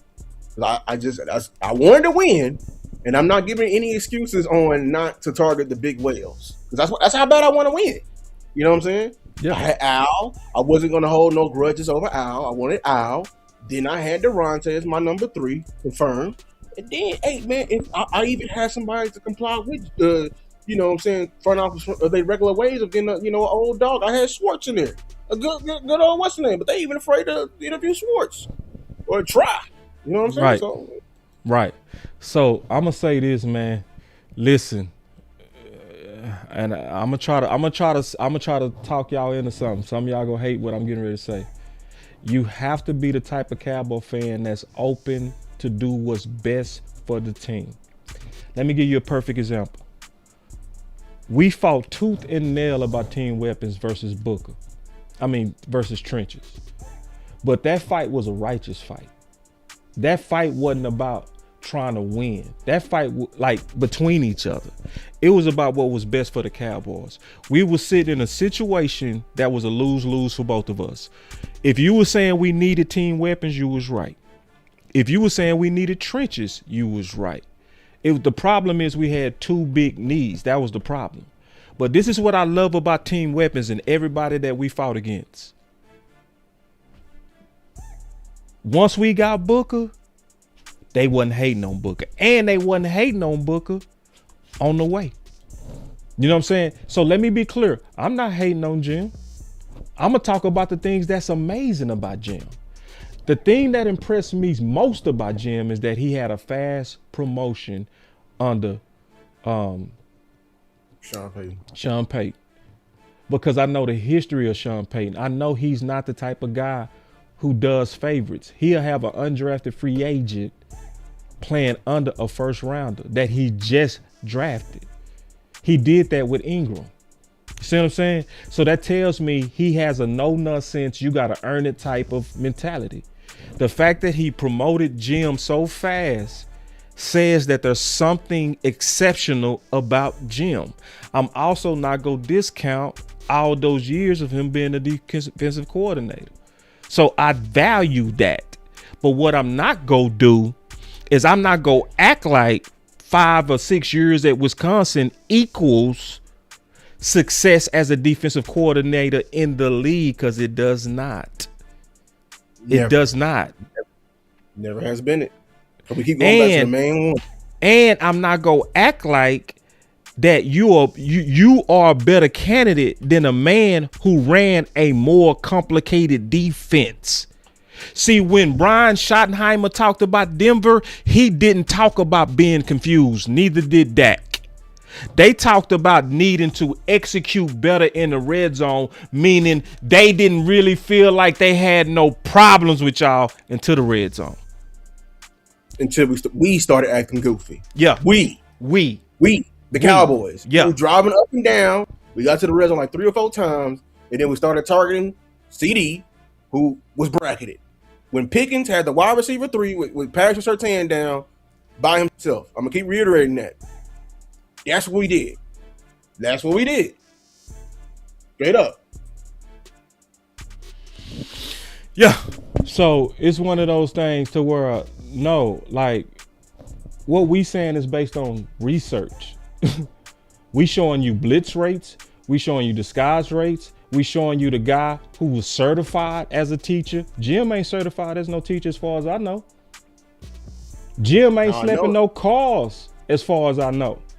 I know he ain't a teacher. I mean, you can tell Daronte's a teacher. He's using other vocabulary that I've heard.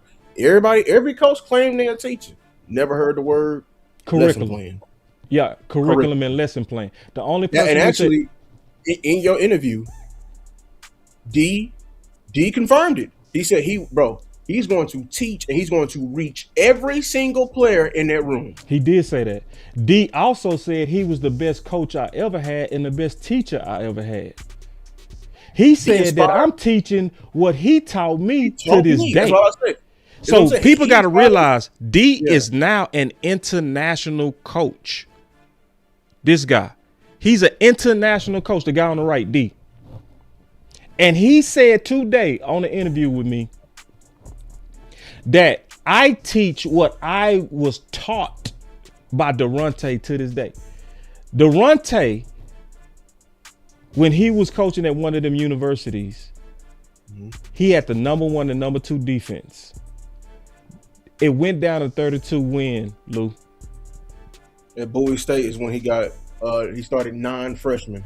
9 freshmen. What happened after that, Lou? The very next year, they jumped up to 17. What happened after that? Junior year, they led top number 1 in 7 different categories. So, which says he what? He was teaching them boys. He taught them boys. Who went from 32 to number 1. And then what about the talent level? None of those guys were NFL caliber guys. He said they were not the greatest athletes in the world. He confirmed this. He knows what an NFL athlete looks like. What happened year 4? He left year 3, went to another job. I think that's when he took the UCLA job. And they wanted to run the same defense that they taught the new D coordinator his defense so they can run it. Let me ask all you football heads out there, have y'all ever heard of players teaching a defensive coordinator?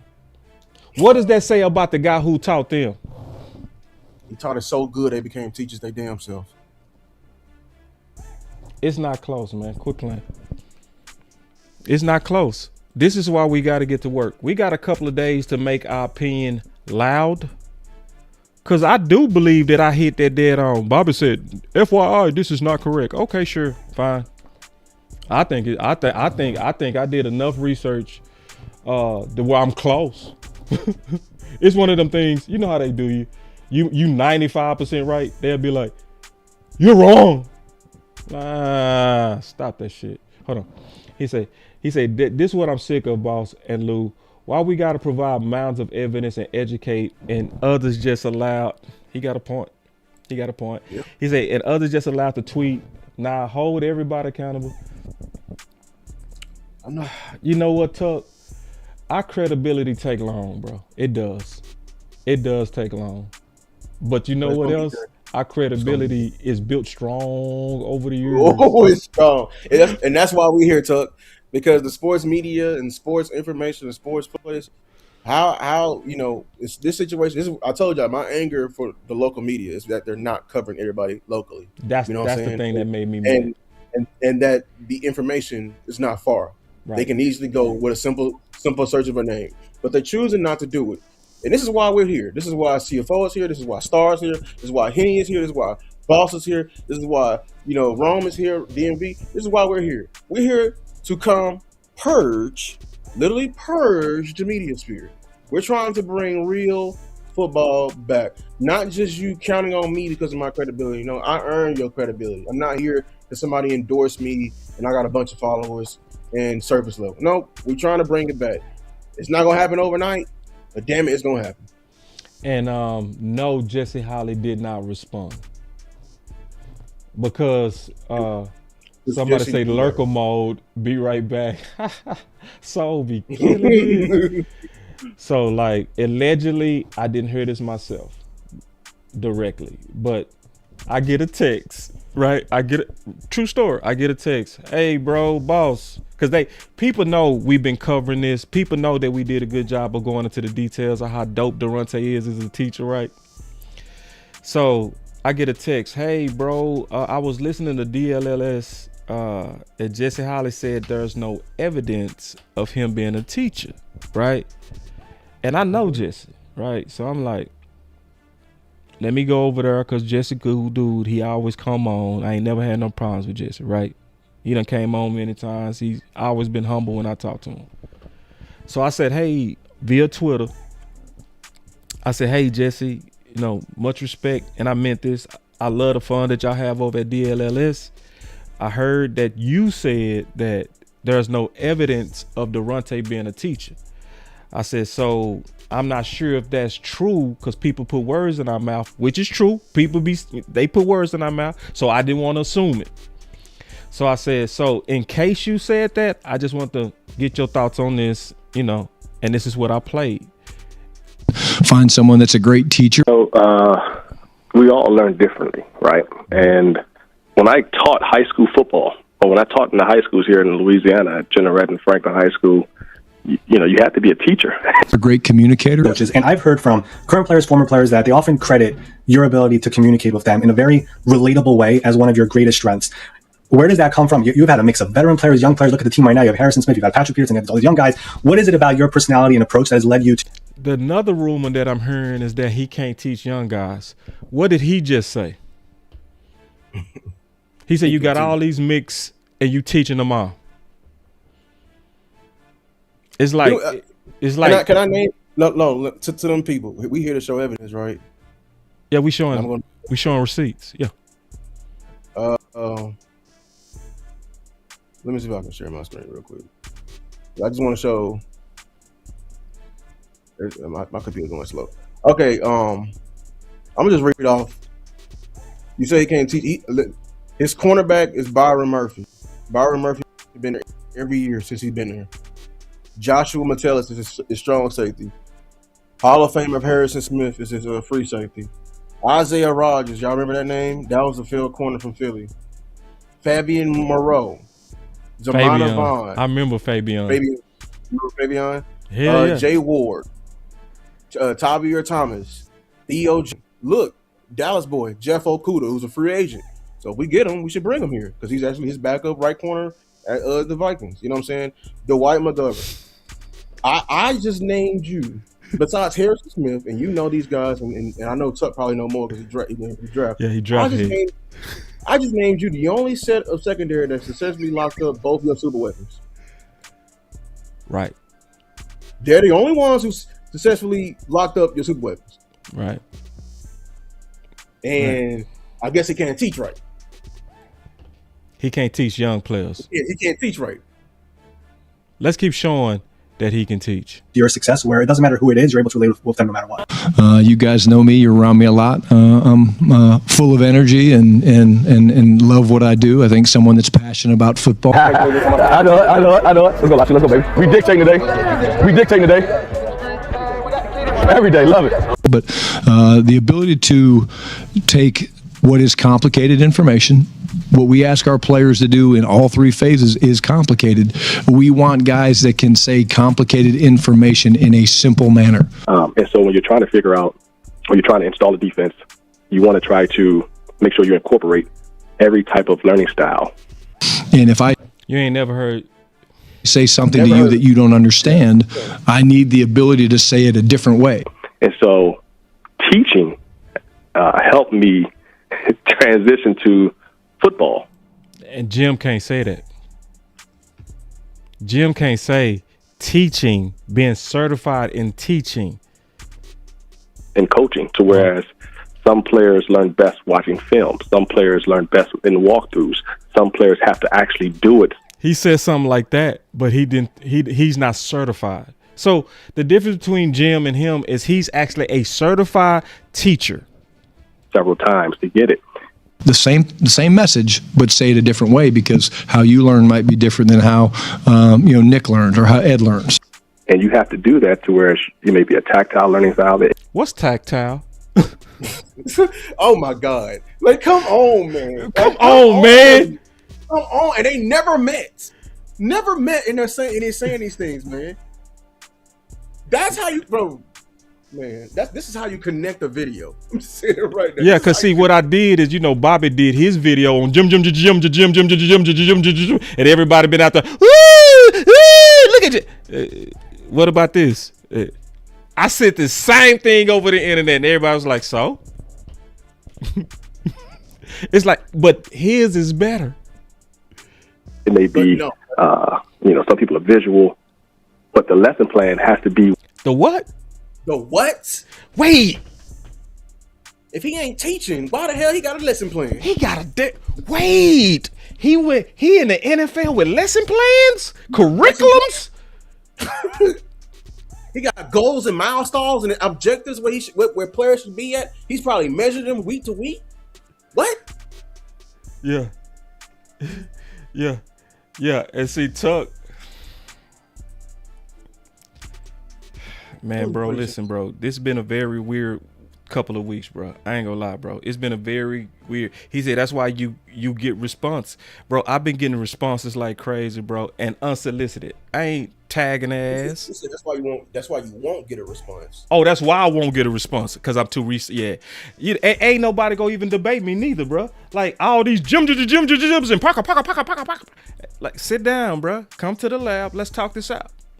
Ain't nobody willing to sit down. Hey, sit down. Like, let's talk about it. You know what I'm saying? Ain't nobody gonna put their credibility on the line because they know I'm gonna blow their ass out. They know it. They've been watching the content. They've been ghost watching, bro. So they already know, man. Shit, you walk up in there bullshitting, Boss and Lou is gonna blow you out. They already know. So they stop responding. And that's the angle. That's the reputation I want to have. I'm letting you know right now. I'm a non bullshit ass person. I don't fall for that goofy shit. Like, dog, I told you I'm a man of patterns and signs. You're not gonna tell me 2 + 2 = 5. No, motherfucker, = 4. You can't sell me anywise. It ain't no excuses. It's how it is. It's just it, man. And we want to win, man. So, like, and this is the deal. Y'all saw me and Lou with basketball. People will think like me and Lou just best buds. Wait till we disagree on something. You see a whole nother side of us. We be going at it. You see what I'm saying? We are allies because we've researched this, man. I just need you to research basketball like you do football, and you'll be better. Where it incorporates every student in that class learning style. So something's going to have to be on the board, something's going to be visual, something's going to be hands-on, and you have to incorporate all that in that lesson plan, because if not, there's several kids in that classroom that they're not going to learn well that way. So I sent that to Jesse. I ain't getting no response. And I'm not saying I don't know what that means. Maybe he ain't see it. But y'all asked me, did I get a response? I didn't. So listen, y'all. Let me tell y'all something. It's clear to me who the shotty guy is. We people of pattern and science over here. My brother Lou is a current engineer. Okay, I went to an engineering high school. Okay, like for real. And I'm not saying I'm smarter than anybody, but like engineers, we kind of like 1+. Like we very connect the dots type. It ain't no theory where we don't play with that shit. Because the higher engineers are like, no, you sound dumb. No, follow the damn law. Follow this. Like what is your context? Straightforward. It ain't no excuses. It ain't no if 2 + 2 = 2. It ain't 2 x. It ain't nothing. It's straightforward. Find the answer. That's why, when we on Twitter and we fighting with people and we be like, okay, Shotty like Flores. He was confused about Flores. He wants Flores. He said he wanted multiple. He said they presented the best multiple. Exactly. If he's saying all that, he's finding he was. Let's present the entire evidence. Mm-hmm. The entire week when the fan called him, they call him every week. Yeah. He did not fawn over any defense. Like Minnesota. Like Minnesota. None. Leading up, he was talking about the zero on them. That's why he came after. Talked about the zero because he was fawning over everything. He talked about the veteran players, how smart you got to be to run a defense. He was fawning over Minnesota. And that's where people are getting that false narrative from because they think he can't teach young players because they got a bunch of veterans. No. But see, I told you, I don't think you did you load that into the show? What I sent you? Which one? I'm that Reddit post of that. You email me some? Mm-hmm. It's okay. I'm gonna read it right here. Okay. It's right here. It says because this is from a year ago because Daronte was interviewing for the Jaguars job because y'all know Jaguars they hire their head coach and everything like that. It said the Vikings had a lot of bad CB play before the season even started. Second year, Ricky Blackman tore his ACL in the offseason. Draft pick Kyrie Jackson tragically died in a car accident shortly after the draft. The Vikings' 22 draft class was notoriously bad, which both first round and second round corners were cut. They cut their first and their second round corner. You feel me? They brought in Shaq Griffin and Gilmore as emergency role players, which means the veteran players that everybody keep talking about that he had, a lot of these players he brought in was emergency players. As far as performance, this year, he's talking about Byron Murphy had a career year. He ended up getting a Pro Bowl, leading the league. This is that same season you keep talking about when he led the league in interception. Byron Murphy has 6 interceptions, very similar to Nashawn Wright. You know what I'm saying? Majority of the games, in the passing situations, you know what I'm saying, they had great strategy and everything. They got great play as far as their back end play. They were top in the league in terms of it's EPA, which is efficiency per play, success rate, EPA per, you know what I'm saying? And this fan, I can tell he was a real fan. Remember, this is around the time that Sam Darnold was getting all the credit for the Vikings. This is how Sam Darnold ended up getting his next contract with the Seahawks. Because everybody, you know what I'm saying, basically put that perspective, that Sam Darnold was the savior of the Vikings. This fan was like, no, actually, he said it, basically they gave all the credit to Darnold, but what really sold us is that they stopped explosive plays and generated a crazy amount of turnovers. They was generating a crazy amount of turnovers. But remember what people were saying, that he can't teach young guys. I just told you that he cut his first and second round pick. You know what I'm saying?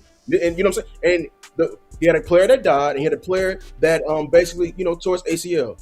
This man, I was trying to send the boss that he's great in a crisis. This is not the first time I'm seeing where he's be able to turn a crisis into something. His time at LSU, he's dealing with a lot of crisis in his career. Yep. Losing 8 players at LSU. 8. The biggest 8 at LSU, the biggest brand in the world, heavy politicky LSU, who the governor picked the head coach. I don't know who was in the chat last time talking about the governor does pick the head coach. Boy, you not tapped into college football like I am. The governor literally picks the head coach. He literally has a say in picking the head coach. Like literally, that's proven. That's a fact. I can show you articles on that. It's For literally real? written in their bylaws. That's wild. It's literally written in their laws. You better Send me that too. If you from, you better go look up your history, boy. I swear to God, because it's an old governor y'all had that For was real? authoritarian, and he literally like took over the entire state of Louisiana, and That's he wrote wild. in his laws where the governor can literally have a say in LSU. And why do you want to say? That's the biggest money maker in Louisiana, LSU. That's why he wants to say in that. So, anyways, with that, he had a crisis there and turned it around. Bowie State came in with freshmen. By the time he was done his coaching career, turned it around so good he was able to get a better job.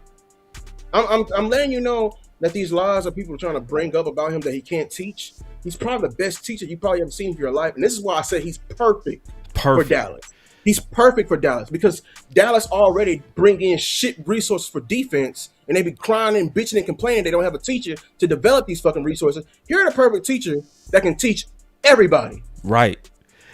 Keep in mind they leak a matter of time until defensive mastermind. See all Defensive the mastermind. I listen, y'all. I'm waiting to see some reports on Jim getting shit like that. I'm waiting to get some reports of Parker or Bullen getting stuff like that. Mastermind. And see, I'm looking at Twitter, man. You know what I'm seeing right now? A late surge for Daronte, bro. I'm watching it. I'm seeing BJ get behind it. I'm watching it. This boy is making a late push right now. We got to get loud, y'all. I'm dead ass, bro. I'm looking at Twitter right now. Like, look at Spoonie. Like, Dome. All of them. Like, they behind it, bro. He's making a late push. Look. This is what BJ said. This right now opens the window for the Dallas Cowboys to make Jones DC. Man, it's starting to ride. Boy, listen. When you start seeing, like, all of us come together, bro, Dallas does it, bro. Because, see, Dallas, they care about the customer, bro. Exactly. And see, the customer is a research customer. We not no dumbass customers. We are a research strong group. Like when we come together and we really do the work together and we not trying to win or we not having these factions or we not trying to, because let's be honest, some people didn't like Booker because we like Booker, right? It was a rivalry type bullshit. When people put all that aside and say, what's best for the team? When we really start moving like that, boy, listen. We move mountains. We move do. Mountains. We empower who's fighting for our team. That's right. You got wide receiver too. You pushing post draft is the difference between you getting Pickens and motherfucking Tolbert. There's nothing. This is not conspiracy. Or Mingo. This is real. It's real. But they said they were pushing somebody who was meeting with resistance. Right. The same person who's been resisting since the beginning. You know, the same one who resisted before, you know, for Dion, paying him all that money. Same person. I'm a man of patterns and science, dog. I'm a man of patterns and science. When you had y'all was angry after the draft. Right. Angry and loud. And you were loud and angry. Damn, how many days after the draft did they fucking trade for Pickens? Can somebody go back? Maybe a month. It probably didn't take a month. You think? I thought it was faster than that. It was within 3 weeks because I know we did about 2 weeks of. I know we did about 2 weeks of work showing different because we kept fighting for wide receiver too. Yeah, me and you, we was doing content on potential wide receiver twos. It was about 2 weeks. Damn, I thought it was even quicker than that. But I'm probably like, it probably was such a blur. We were fighting so hard. It was such a blur. Yeah, we was squad before wide receiver. We were fighting all the way up to the draft too. You know what I'm saying? Like, yeah, it was a fight. Because we was telling them, hey man, handle this shit outside, trade something like that. Dog, they was really gonna legit walk out. What's the name out there? Exactly. He said, and Eberflus as well. I don't want to help that man. That might have been a typo. Yeah. Yeah, that might have been a typo. That gotta be a typo. But listen, man. Listen, bottom line is this. I don't want to just do content where we talking. About problems. Well, that ain't this channel. We by action. we done got 90% of the campaigns we got behind y'all. We said no Kellen Moore. He Is out. He here? He gone. I said no. We was respect one tech. We got 2 of them motherfuckers. I hate how we got him, but we got him. We got him. Yeah. Wide receiver 2 got that. You know what I'm saying? Flush Floose. That was an easy one. That was easy. Oh, that was so easy. That was. Hey, don't tell me them hashtags they put heat on Gannon, bro. Why do you think Vach and Brian Brothers talked about Twitter? When they said Twitter, man, they was talking about the energy of Twitter and them campaigns and everybody united against Gannon. Bro, once we figure out that we strong together, now what we don't need to do is be some crybabies. That's the wrong thing to do. We need to be the type of people that think about real solutions, have real debates, real answers, and real evidence. Because then once we do all of that, you can't deny what we're saying. And then guess what? I noticed because a lot of my professors was billionaires. At first, they don't like pushback. But once they see, damn, they making sense, they go with it. We making your ass money. Man, Daronte is gonna make him some money. Can you say that again? Bro, can you imagine Jerry talking about how much he loved football and telling a story about him sleeping in the car? What you think the fans, they go drink that? They gonna be, bro, his story, bro, I hate to say it because I'm all man. I cried like 2 times listening to that shit. Like to myself, like where you wiping tears like, damn, wow. Man, like this our coach love. Think about Jerry when he had to sleep in the office. Think about when Jimmy and Jerry in their first 3 years where they was sleeping at Valley Ranch, bro. So let's get behind this. We didn't do this whole presentation. We didn't talk about all of this just to give you a presentation. We talked about all this for us to make the last push on a likely last week. What'll mess this thing up and put us at risk is waiting on Jim. I'm being honest, y'all. Be honest with you. I'm just being honest with you. Waiting on Jim is risky. No, let's talk about that. See, because like that's the thing that it seems like the Cowboys are the only ones waiting on Jim. Like, I'm gonna be honest with you, because we're the only ones we being stagnant. Like, there was reports that, of course, Jim is from Wisconsin area. Green Bay still interviewing. Matter of fact, they just got through interviewing Al Harris. Oh my God! I thought he didn't want to be in DC. Oh, he don't want to be in DC. Didn't y'all read? Oh, y'all the only ones? Damn. Man, I so appreciate it, man. Listen, they so solid. I didn't even do my ad, bro. Oh yeah. Oh, that's what he was saying, sleep. Yeah. See, man, we got the best fans in the world. You see how they make sure we get our money, bro? They boys be like, get your money, get your money. Get your money. Listen, man, this stream is brought to you by Sleep App. Go for a Hail Mary and Sleeper picks and win up to 100 times your money. Use promo code BCS and Sleeper will 100% match your first deposit up to $100 instantly. Appreciate that, fellas. Yeah.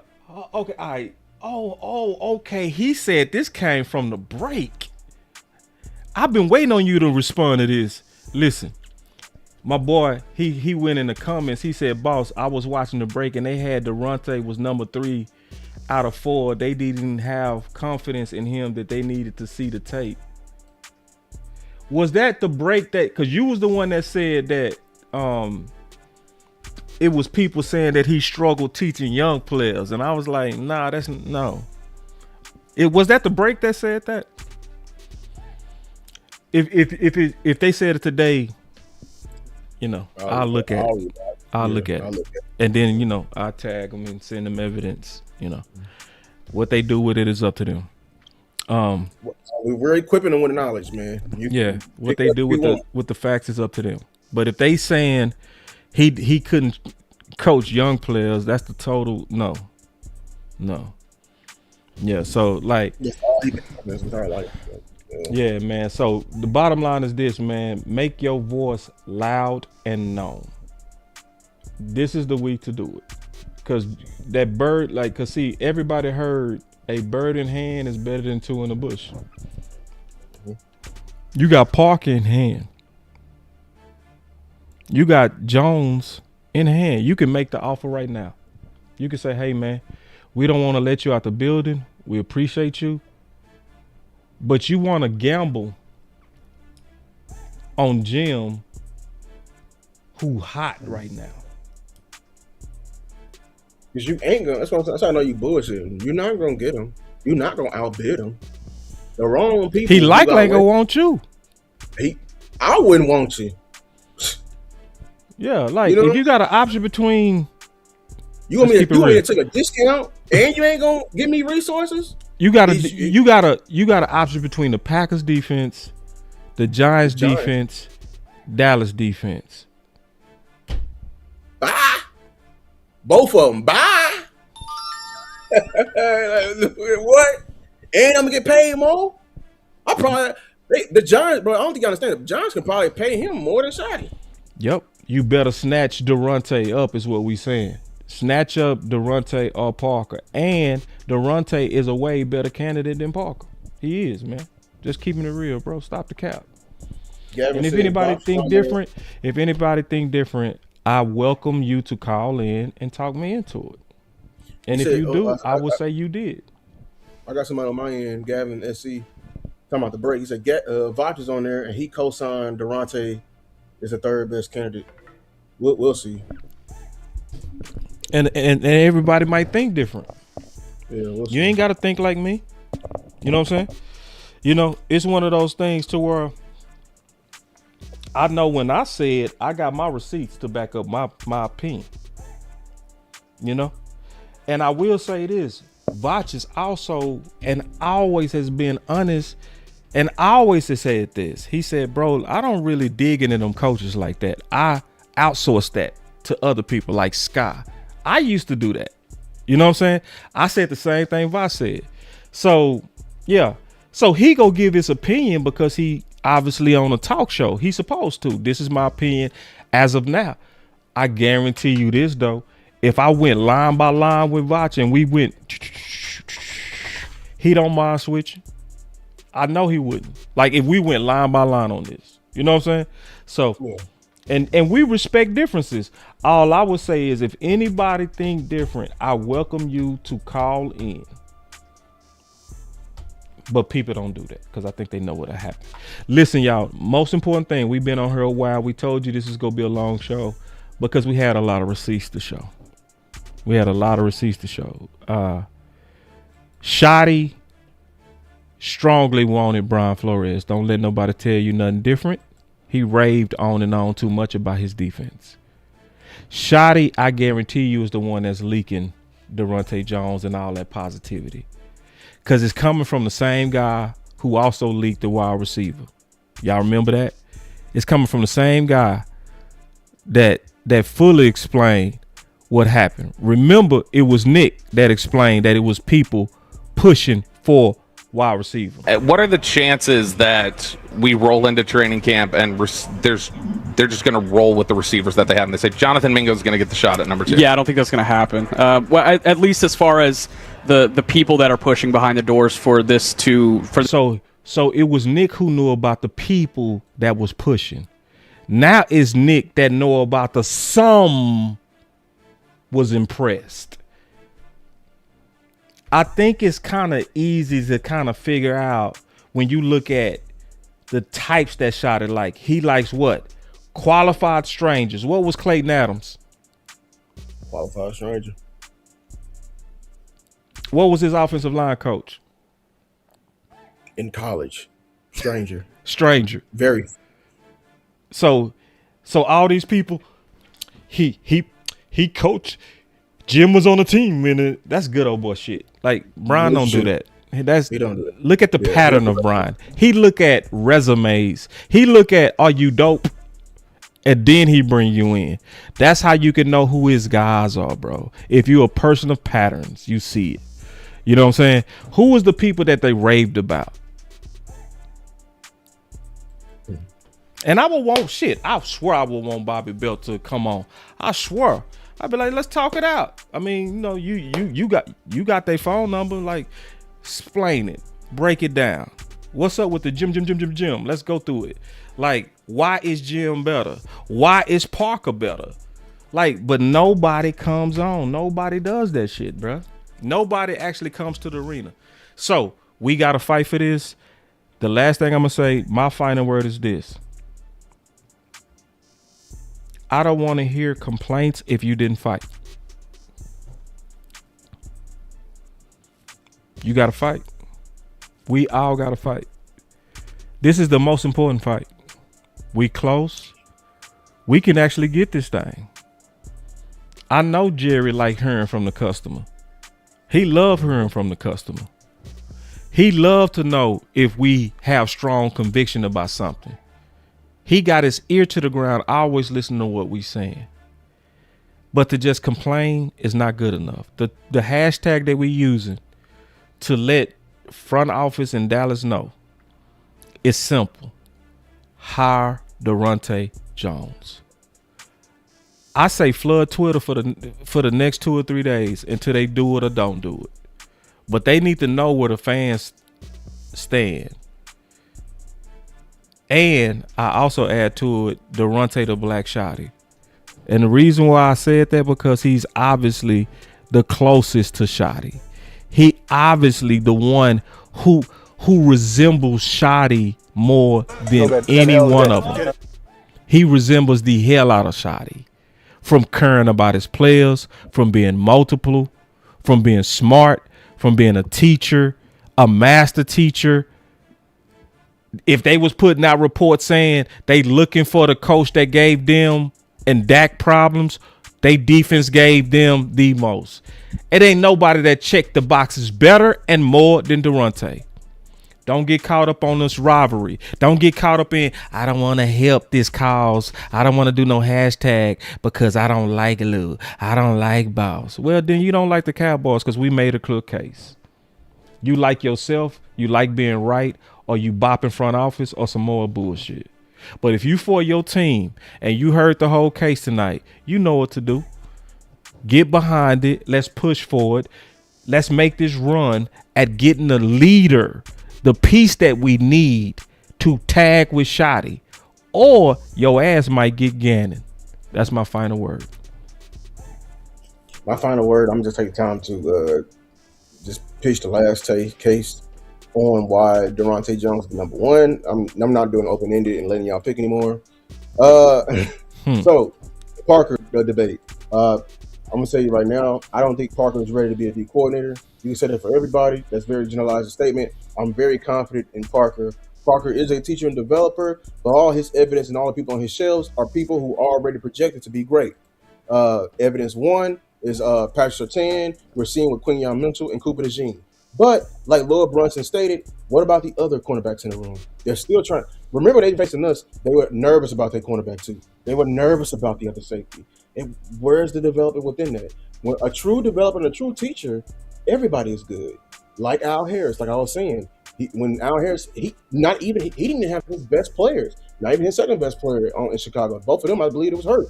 Jalen Johnson and I think Kyle Gordon, the nickel corner. But you know what? The safety over there, who had a bad outing over there in Philly land, when he went to Al Harris, Midas touch, rejuvenated the career. That's real teaching. Jim Leonard, love Jim Leonard, great story. Got D coordinator experience in college though, and years ago. One thing that's a big red flag about me. There's a old saying that goes as this: the greatest evolving organism, the fastest evolving organism, is the NFL defense. Literally, is this. As an offensive player, I admire the defense because when the offense is one step ahead, best believe the next year the defense is going to figure it out. I say that about it. We say that about every player and every quarterback. There's a reason why the quarterback has a sophomore slump and a next year wall. You know why? Because the defensive coordinators be up all night, every day, figuring out and have once you give him time to plan, it's over with. And that's my issue with Jim. Yes, you've elevated quickly where you've been at, but here's a legit question. I have no idea what type of defense you're going to run. That is a legit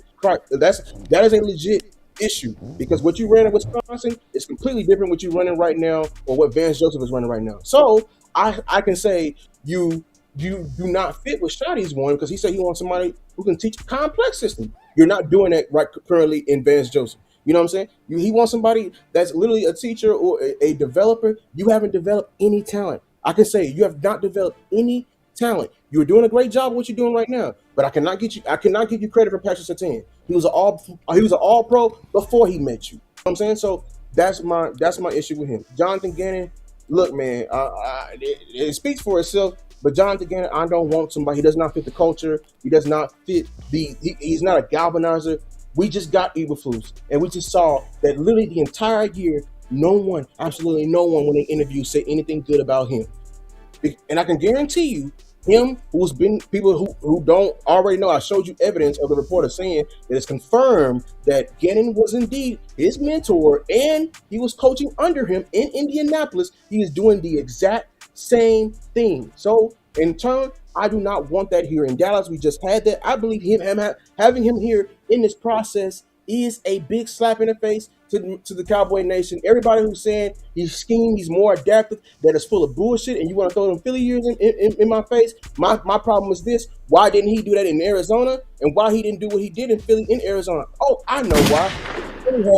Philly had a fucking all-world ass personnel. Right. That's why. Everybody looks well when they have they find a big ass rocket launcher. I mean, shit, big ass rocket launcher, Fletcher Cox, big ass rocket launcher. You have the best years of Josh Sweat, the best years of Hassan Reddick, big ass rocket launcher. So, and honestly, his calling core is the front seven. I don't need help in my front seven. Did you not hear your head coach? Your head coach said the one thing he hated about Eberflus is that he hated that we were getting turnovers. That's not the front seven. He said we were pretty good. We actually were top in the league in terms of stopping the run. That is front seven, which we've been telling y'all already. Your front seven is already top in the league. We turned it around when you fixed the issue when you got I'm blanking on Quentin Williams, and you had it, you know what I'm saying, a big body 9'5" in the middle. You fixed the middle. So I don't need anybody coming in and multiplying that shit. They are fine. Go give me some edges, but I don't need nobody who do more stunts. We've been seeing stunts since Dan Quinn. I don't need no more of that. Your fucking head coach, we've been saying to you that your problem is the back end. Stop ignoring your fucking problems. You have a hurt corner who just got surgery. You have a rookie who you just fucking drafted who's already hurt. You have safeties who are literally is not on this fucking roster who is hurt and old.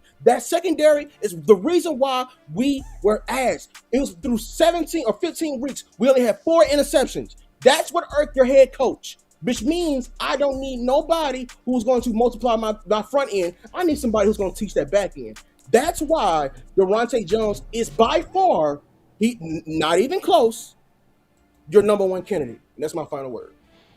The hashtags have become trends. That's what Joe just said. Yeah, let's make it trend. Listen, y'all. We at the one. How does the tush push work? Everybody got to push together, or we don't get over the goal line.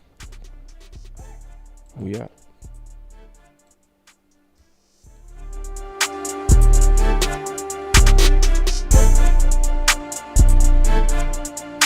Out of the 4 candidates who defense go get the most takeaways, the man who led takeaways last year was Daronte Jones. That's your answer, brother.